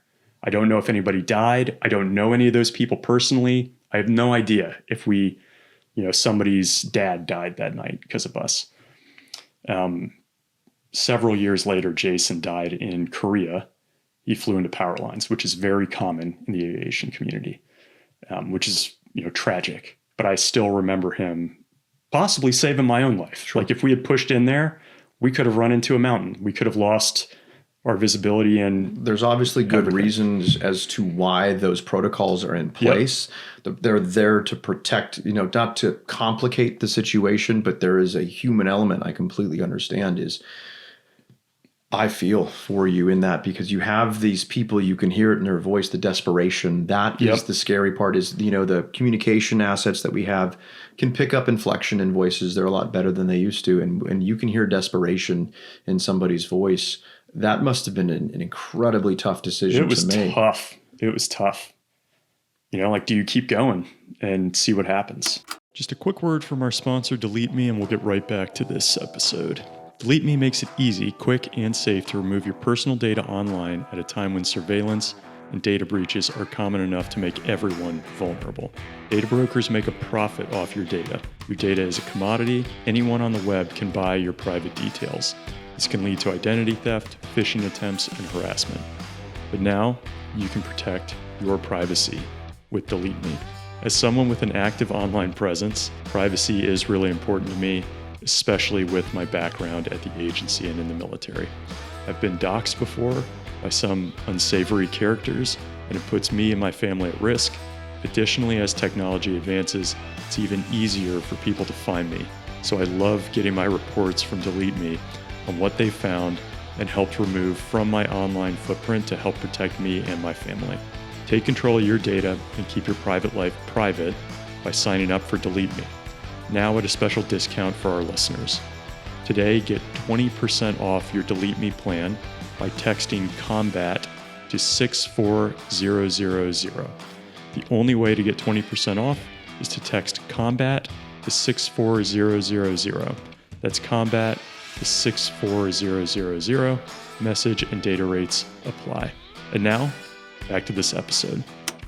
I think often what I do when I face decisions like that, I've had decisions on shoot, no shoot before, is if I can offer any advice in this from somebody who's been in the same type of scenario, not flying obviously, but is that you made the decision with the information you had at the time. And that is all that we can ask young Americans to do when we go back and continue to armchair and what if ourselves to death. I think that if you in your heart of hearts know that you made the decision, the best thing, because I can see you welling up. Oh yeah, I can see it's tough the still. weight of the guilt. And if there's anything that I can do to tell you that you can take that weight off because you made a tough decision. That's what officers get paid to do, man. It's hard though. You get paid to make tough decisions. And if it was an easy decision, it would have been made a long time ago in the chain of command. Totally. It just had to be to you. And when you're doing, this is one of the things in the podcast where I'm searching for those things. Like, what are the things in training they never gave you the no-win scenario? Yeah, where neither outcome is good.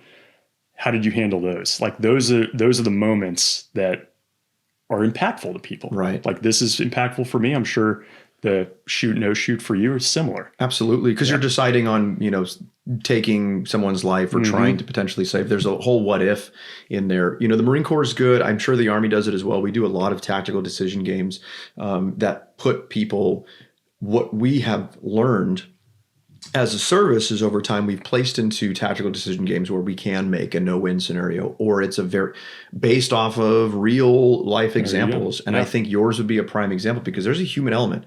I think that this would be a very, very good TDG or tactical decision game for a young officer, a young pilot saying, I think a lot of people in a room back in Benning, right, would say, punch through, save the guys on the ground. But you're not there looking at the cloud cover and flying FLIR, right, when your only instruments at that point, right, where in Afghanistan, mountains just show up out of nowhere, right, where you could slam into a mountain and now there are troops in contact, also somebody has to come get us. Yep.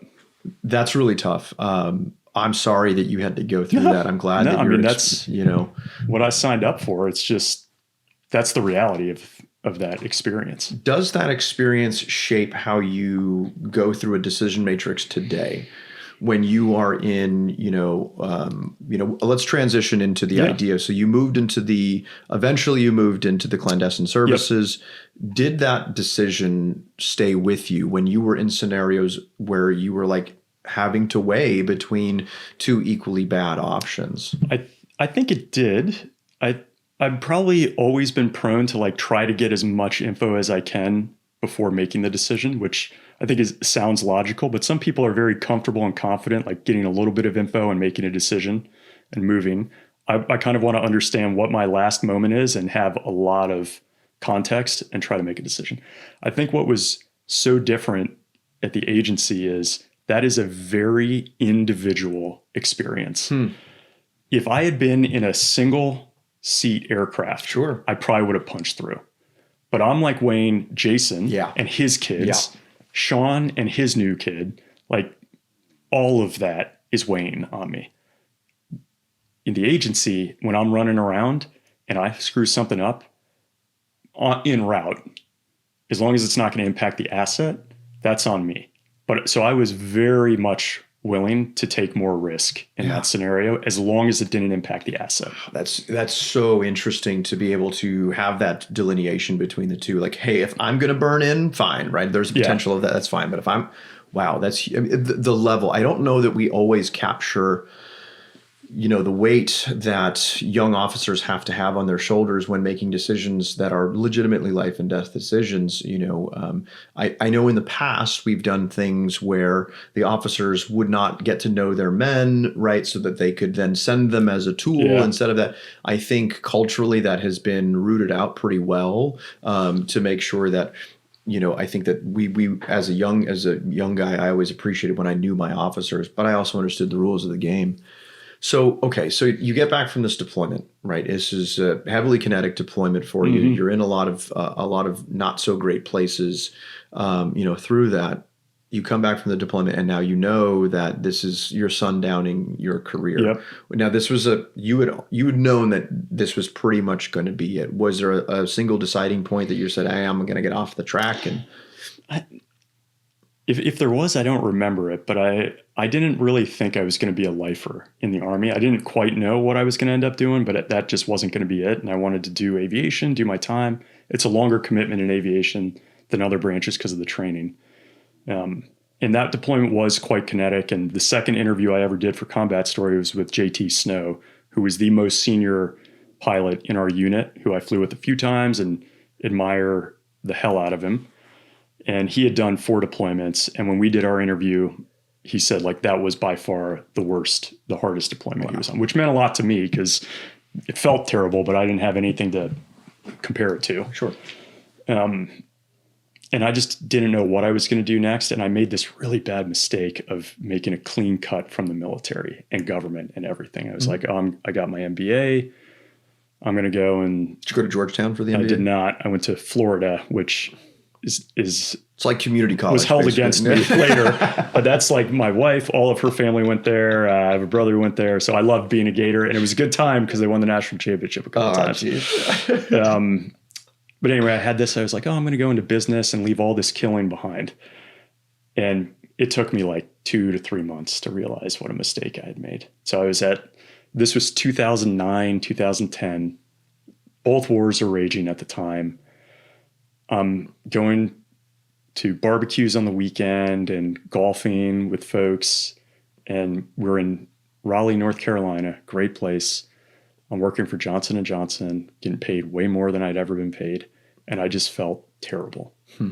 And I missed so much of it. The guys, the camaraderie, the bullshit, the shit talking, and the mission, of course. And all you could read about was Iraq and Afghanistan. I mean, it was huge.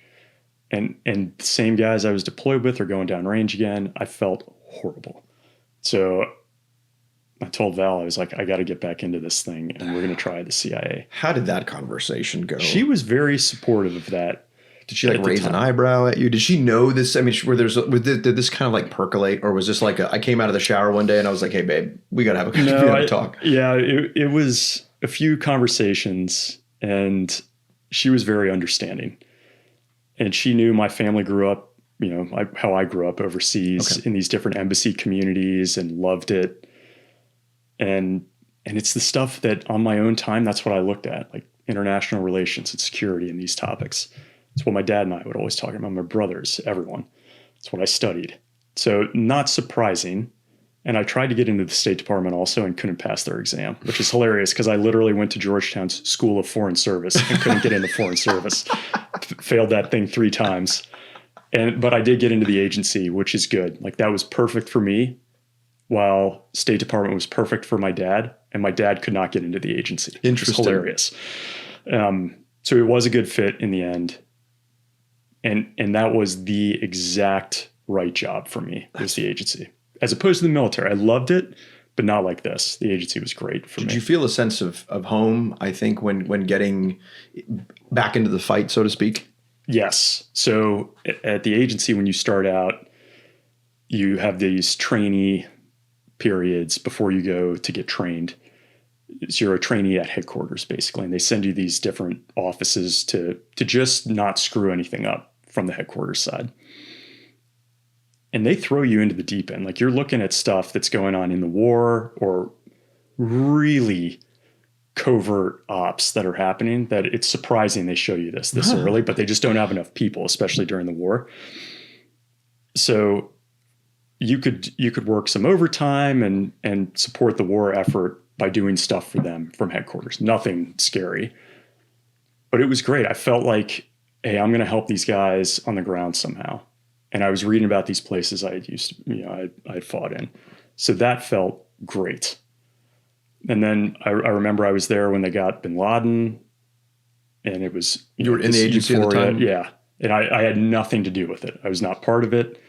Sure. But I just, I wish I was a part of it. I mean, there was even almost like, damn, I wish he was still around so I could have been part of that. Yeah, sure. There's always that. Yeah.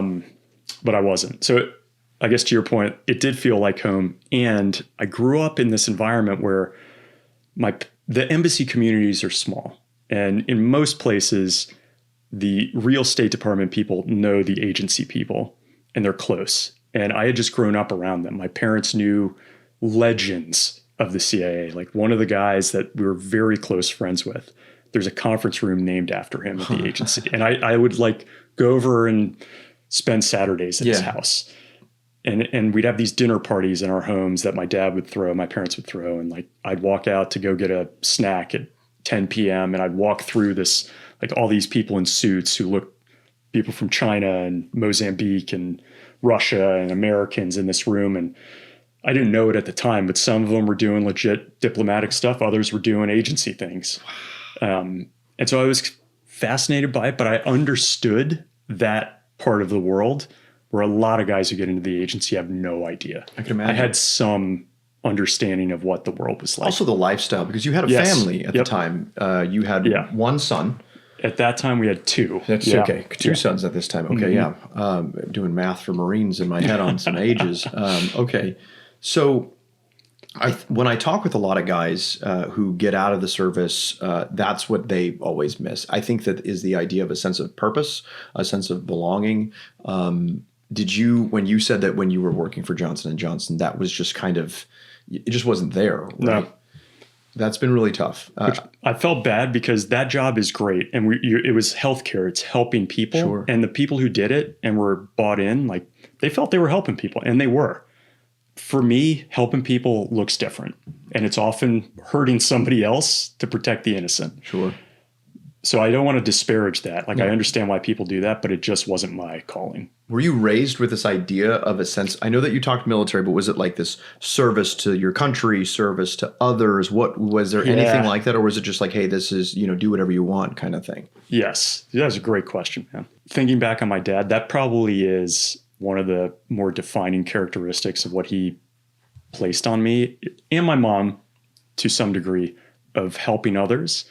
I mean, my dad has a Silver Star and Distinguished Flying Cross in Vietnam because he was in a moment very much like We were soldiers once, taking these guys into hot LZs. Yeah. And several pilots in his unit refused to go into this LZ. And he went in multiple times, knowing he could die easily, like hosing blood out of the back of the Huey kind of a thing. Because he just felt that was his responsibility to these guys on the ground. So I remember hearing that story, and he had this mantra of like, never quit. You can't quit. His dad, he never knew his dad. His mom passed away when he was in college. So he just had a much harder upbringing.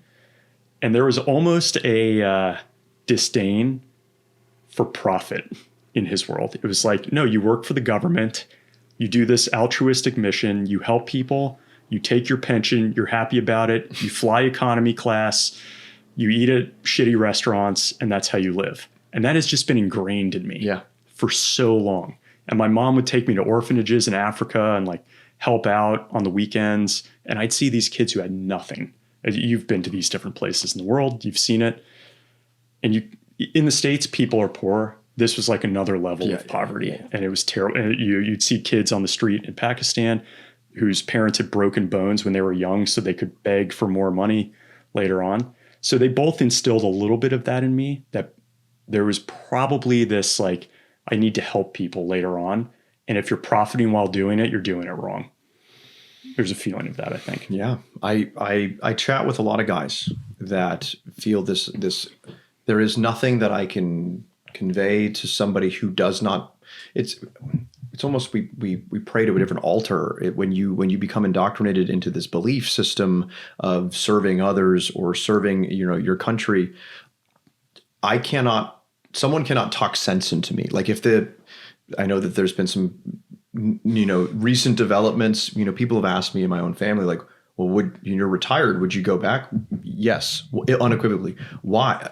I'm not saying it's right. I'm not saying it's wrong, but I know that I'm good at this, and I would rather that you and I go and do this thing than some poor schlep that doesn't have any experience in this thing, right? I agree. There was a reconnaissance officer that passed away, and he said, if not me, then who? Right? Travis Mannion was his name. And it's there's a hall at the basic school in Quantico, Virginia, that's named after him because he died overseas. And one of his, again, the mantra was like, just send us. And I think that's really... it's a really specific demographic of people. And I think that, and it's also okay to not be that way. Like that's, there is not, I don't think that you walk around, well, I know, because I know you, that you don't walk around with this air of like, I have done this, and so you are less than. It's like, no, I did this because I didn't know any other way not to be. That's exactly right. That's fascinating. Okay, so the conversation to step into the clandestine services with Val and 2 children at the time, you get your first assignment, right? And are you allowed to talk about your first assignment? No. That's so cool. That is just so cool. So it was Pocatello, Idaho. Yeah. No. It was deep cover. Yeah, no. Okay, well, that's fantastic. Was this an accompanied mission or was this an unaccompanied mission? It was accompanied. And I guess yes, it was accompanied. I talked to my parents that, like, you don't tell many people when you join the agency. They encourage you to tell a few people. What do you tell people? You work at Blockbuster? Yeah, well, even that I can't really talk about what I can tell people. Oh, is what we did. This is the coolest interview of my entire life. This is great. Yeah, a lot of info here. But I will say, what was scary is we sat my parents down, Val and I was like, hey, I got to tell you something. And my mom goes, you joined the CIA. And I was like, oh my God. Yes. Like, I had never talked about it with her, ever. Just that intuition mothers have. Yeah. And we went to an accompanied post that was very nice. And my parents were disappointed because we were going to a nice place. So my parents had served in Brazil, Zimbabwe, Angola during a civil war, twice in South Africa, Pakistan. And it's common knowledge within the Foreign Service and agency, the smaller, harder posts are where you find the best communities. So my parents live in Florida, literally across the street from friends they met in Pakistan. Wow. And a 10-minute drive from another set of folks from Pakistan, because there's nothing else there except for that. So we were in a very nice place where there's a lot of other things to do. So the community, the American embassy community, is huge and not as tight. So that changes things a little bit. And I took a lot of heat from guys in my class when we got our assignments because I was going to a very nice place. And typically right out of the gate, you want to go to a tough place. Sure. For a lot of reasons. And it's very good for your career in the agency to go to tough places because there's not a lot of things to do in tough places. And so if you're an American, a lot of people want to hang out with you. You often have alcohol other people can't get and access to do things that other people can't, which is important when you're a case officer. So we go to this nice place. I didn't feel that need to go do a hard place because I had been deployed. Okay. Not everybody had been. Okay. And, my wife graciously followed me into this other path of pain. The military is not easy on families and spouses, as you know, and anybody who has served. The agency isn't either. It's very unforgiving. So I happily took this assignment. It was great. We had a great time. And again, this pull for having to do something tough came up, and I wanted to go do a war zone tour next. We were offered 3 of the greatest places as our next assignment on the planet. And I turned them all down. We got the Cayman Islands, Bora Bora, right? So good. And I was like, no, I'm going to go do an unaccompanied tour. And actually, the reason I say that is that's where the podcast came from, because this is my second deployment, but training in the agency, you're gone for a long time. TDYs to different places. I had missed at the end of that deployment 4 years of my kids and my wife's life. So all the first steps and events and anniversaries, completely gone for 4 years out of their lives. And so I was on my own again. I'm in this war zone, and I'm just thinking to myself, I don't think, and I'm older now, right? I've got 3 kids, one of whom was born on one of probably the most challenging part of our training at the farm. And I had a day and a half to spend with him, and he's in the NICU, and I'm like, see ya, hun, I'm out. And, somehow Val stayed with me, but I'm in this deployment, and I'm like, I don't know if people in America understand that this is what it's like when you're gone this often and what it does to families. And I hadn't deployed many times like you had, but I've been gone enough to appreciate it. And this is 2016, 2017, where podcasts are picking up. Mm-hmm.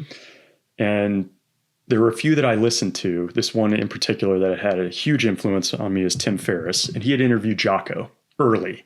And his interview with Jocko is hilarious. But I heard this and I was like, oh my God, I would love, I don't know what I'm going to do next. And this is another point where we had already decided we're getting out. This has been tough on the family. I got a few more years left, but in the end, I'm getting out. And I was like, what am I going to do? If I could sit down and talk to people like this and share their stories so someone understood what it was like, the actual pain that goes into it, not the movies, but all this time where you're alone and you're missing all these events and you're almost dying and you're watching friends die, that's what I want to do. And so I had heard this guy's podcast and I was like, I'm just going to do this. And I asked the agency if I was allowed to, and they said yes, as long as you don't air any of yours until you're out. So I conducted my first 3 interviews in person, knowing I could never release them until I was done. So I did those in 2017 and didn't release them until 2021. Really?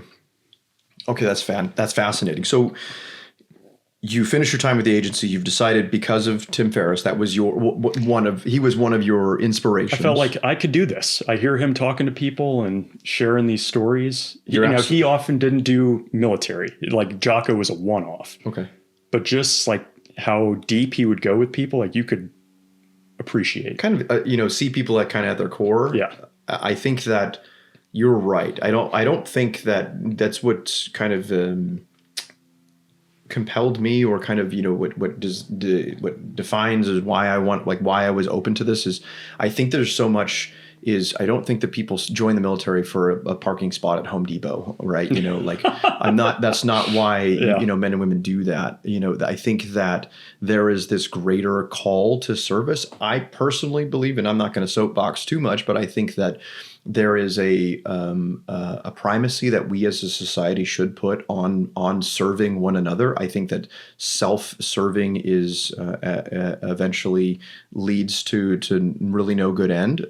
I think that that's really huge that you did that, and I think it's incredibly both brave and irresponsible that you would leave the CIA to then say, you know what I'm going to do is I'm going to start a podcast, right? And then also not be able to release those, right? I think that, like, what was that first interview like when you set up?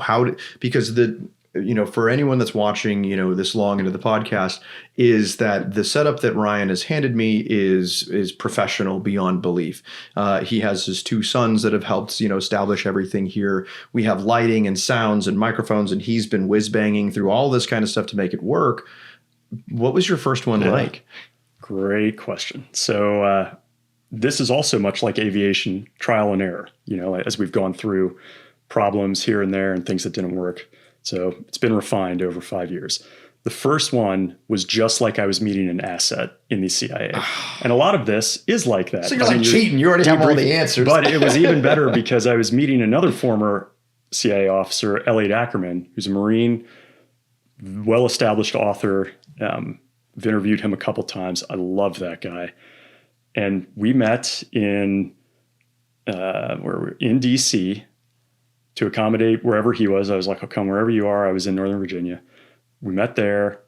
I had rented a hotel room. I had gotten, what do we used to call snacks and things? But we had a name for it at the agency that I'm drawing a blank on. Like pogey bait? Or? No, it was, I don't know. So, but I had it all set. Like literally like I was doing this meeting, I got all the drinks, food. I had everything set up in advance. We meet down in the lobby, shoot the shit for a second. I take him upstairs, and we're both laughing because he was a paramilitary. He was a Marine. If you haven't listened to his interviews, they're great. Marine officer and then a paramilitary officer. So he had done MARSOC as well and been at the very tip of the spear at the agency. And so we were just laughing like, this is like a CO and an asset right here. Did you guys just sit and like evade each other's questions the entire time? No, he was great. He was so gracious, but he had written quite a bit about his time in the Marine Corps, about his first day in Fallujah, extensively. And so I don't think it was hard for him to talk. So it was a very good first interview. I remember sending the email to him just outside of our station in this war zone. And I was like, hey, you don't know me. I'm in this organization. I didn't say the real organization, but he knew. Like, I want to come back and interview you. And he's like, sure. I couldn't believe he said yes. That's fantastic. But there was like trains going by in the background, like you could hear. And I re-listened to that interview before I released it 3 years later, because I was like, am I actually going to put this thing into the world? And I had edited it all myself. And as I was listening to it, my own interview, I was like, this is super interesting. Yes, so I'm going to release this thing. Fantastic. And it was hard, though. It was hard to release those, as you can imagine. And, we've talked about. It's not hard anymore. Like, there are errors along the way, but truly the impact it can have on other people to hear this, vets and non-vets, has been awesome. And that's why I don't want it to die as I move on to something else that I also think is important, which is why I'm so grateful you took me up on that long ass email. I really appreciate that. I think that, do you have any, I would ask this, and I ask Sarah and I, when we have dinner, we do what we call high-low laugh. And so it's how we kind of like generate conversation for the day. Like, tell me your high about the day, tell me your low about the day, and tell me your laugh about the day. So I would ask you the same thing in podcasting, not career, not, CIA, right? But in podcasting and meeting over 200 vets, right? What would you say would be, a brief snippet of a high, a low, and a laugh? So the high was when, fairly early on, first 20 episodes, we interviewed Todd Opalski, who one day, my goal is for you to go to Costa Rica with him at Camp Zen Commando. I accept this challenge. Put the two of you together and have an interview. I would like to be there for it, but I don't have to be. We interviewed him. For people who haven't seen his interview, the guy is a legend, much like you, Marine enlisted. But like a real legend, sniper, not like me. recon.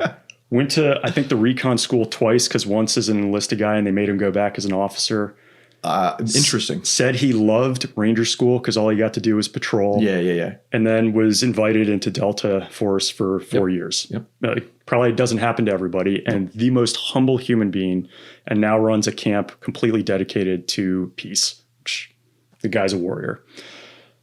That said, not many people have his background. When we released that episode, people in the comments were brutal. They were like, this guy's, stolen valor, totally full of shit.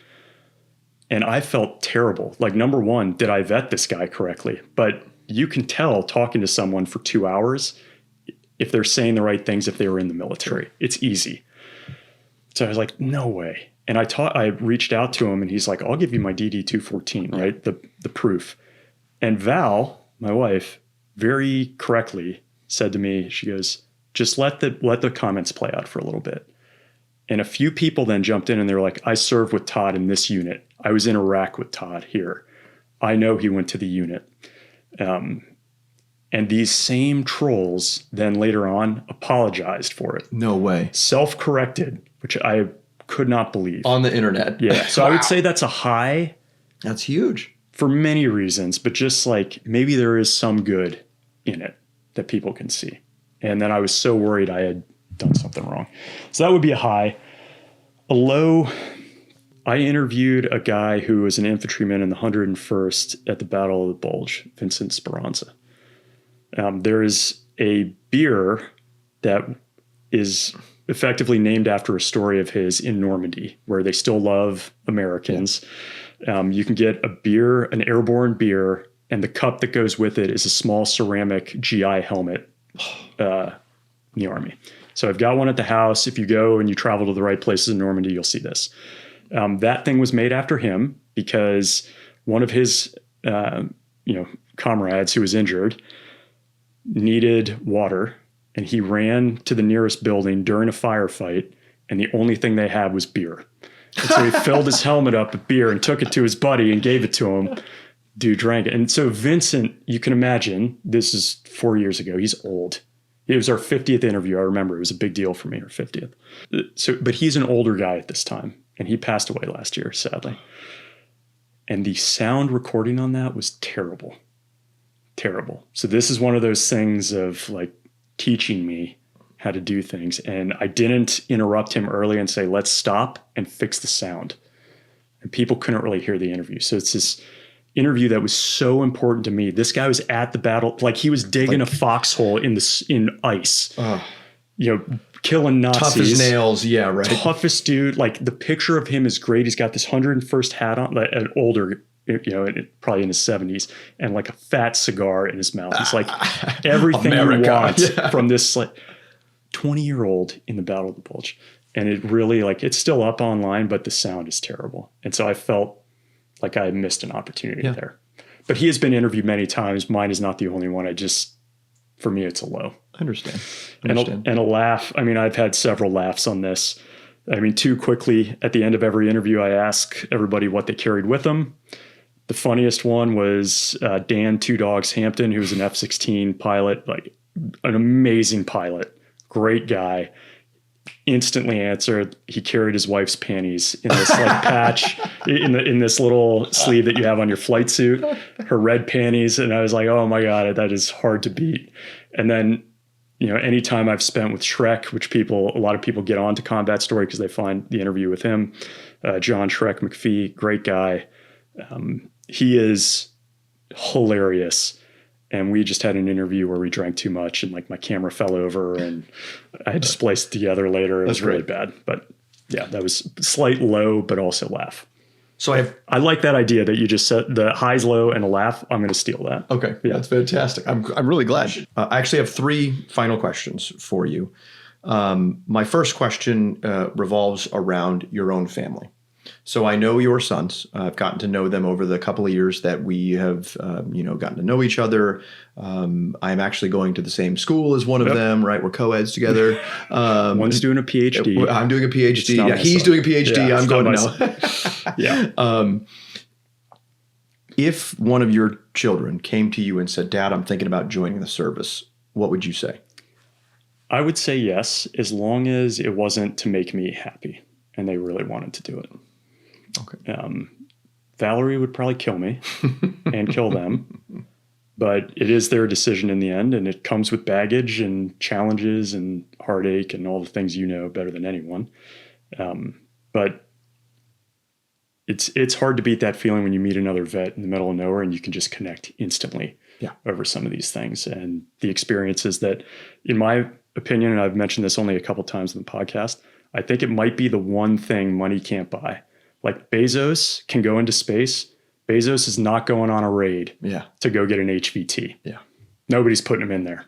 Like, it's the one thing you got to earn from the ground up. And I don't think you can buy that. And that is cool. You can't do it later. There's a certain time in your life where you can do it. You can go run a business and go to space later. That you can't do. No kidding. Anytime. Wow. That's pretty good. It's earned, right? Like, it's not bought, it's earned. That's huge. That's huge. My second question for you is, what advice would you have for me to take over this podcast? Anything that you've learned along the way? I've expressed my fears, apprehension, I would say, with opening myself up to the internet. I'm relatively, minus writing a book, I'm a private person. Forgive that, right? But I tend to, value my privacy and live my own life in that space. But opening myself up to the internet is something that I'm pretty scared about.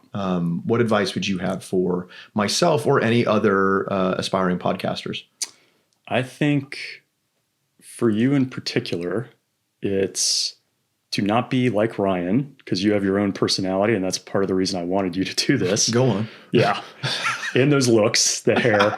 But in particular for you, I think, for me, I wanted to help people. And I am positive we have. And I know you're going to help people in different ways that I couldn't because of your background. Like, you've been through hard moments which is why I wanted you to write a book, like once in a generation type experiences. And I hope that people hear those and it makes them stick around another day somehow. And I'm certain it will. Maybe on this exact moment, that's helped somebody, but you've got things that you've done, losing friends and going into really tough doorways, literally and figuratively, and had to experience things many people can't understand. And I think it's going to help people. And so I hope you don't leave that side of you because you're worried about what a couple trolls are going to say. That's my hope. I appreciate that. And that actually answered my third question as far as what you want the legacy to be. And if I may, for anyone listening at this point, I would really like if you can go in the comments and you can thank Ryan for somehow. Oh my gosh, don't do this. Somehow he's affected you. No. I got a phone call a couple of days ago from a gentleman, and I won't give his name. He was a police officer in upstate New York who had seen Ryan's podcast and had been struggling with a specific moment in his life. And he had seen Ryan's podcast and my interview on that and worked very hard to find my contact information and emailed me out of the blue. If you have been impacted by Ryan's podcast, Combat Story, positively, please reach out and say thank you, because Ryan, I have to say, you have changed my life, fundamentally changed the trajectory of my life. And I cannot thank you from the bottom of my heart enough that you would trust me to take this on. And then also I'll be working through the comments as well. If you have any ideas, things that you would like us to cover, any spaces that you would want us to be able to explore a little bit more, we're very happy to hear that. And if you're a troll, save your comments because we're not going to read those. I'm going to say the other reason I really wanted you is, it's important for me from a legacy perspective, and legacy is funny. I mean, I've been doing it 5 years. It's not the Tonight Show by any means, but I've always tried to keep it apolitical. Like, when we were fighting, nobody cared when I was about to do a danger close shot if I was a Republican or a Democrat. Correct. They just cared that I was competent. And it's incredibly important, I think, for people who have listened to this, that has never bled in to these discussions. And it was important to me that I never had to wake up at night and worry that Combat Story was going to be associated with that. And I know with you it's not. And I think people will be surprised if they look back on it. All these interviews with all the politics and the toxicity in our country, that has never come up. Never. And I'm very proud of that, and I don't want to see that end, which is why you're a great choice for this. And then lastly, I do want to mention, I am not as a plug, but just for people's understanding, I'm not shrinking back into my house The reason I'm doing this handover is both, I think AJ can take this places I can't, but I will still come back on because I enjoy our discussions. And I actually, just like the high-low laugh, little things you do in your life, like for us to talk about that might help people, I like that because I will use that. But for me, I'm starting something new that we're now going to call restricted handling, RH for people who are in the know from the intel community, which is all about international security and trying to shine a light on authoritarians around the world. So if you think of the people who run Russia, China, Iran, North Korea, some of the pretty bad places in Africa, some of the terrible things they do, and the people they throw behind bars, and the way they consolidate power. And I completely appreciate the world we live in with social media and all the great things that happen. And there's a part of me that wants to make sure that while I still have a chance, and if I can do this to help the people who are under the thumb in these countries, that I do that to some degree. And while I can't go downrange anymore, I can do this. And I don't want some of these conflicts to end without trying to do something for it. So it'll be called restricted handling. It'll have newsletters, probably some type of podcast component, talking to former CIA officers, diplomats, my dad. It's a way to connect with him as well. And he is incredibly knowledgeable on all of these things. So it's not a perfect overlap with Combat Story for the folks who listen, but there'll be some. Wow. And so I'm so grateful that you're allowing me to do this by taking this over. Consummately impressive. Man. Ryan, thank you so much for the trust. Thank you for the opportunity to sit with you today. And I look forward to continuing this journey with you. Stay tuned. We've got a couple of fun interviews coming up with some colleagues that I've spent some time in the dirt with. We've got a JTAC coming up with one of the only JTACs that we've interviewed. That will be a confluence both between Ryan and myself as the aviation and the ground. We have a force reconnaissance joint terminal air controller being able to be interviewed next week. So we look forward to being able to publish that soon. Thanks, Adrian. Thank you very much, Ryan. I appreciate it. Hey, man. Yeah.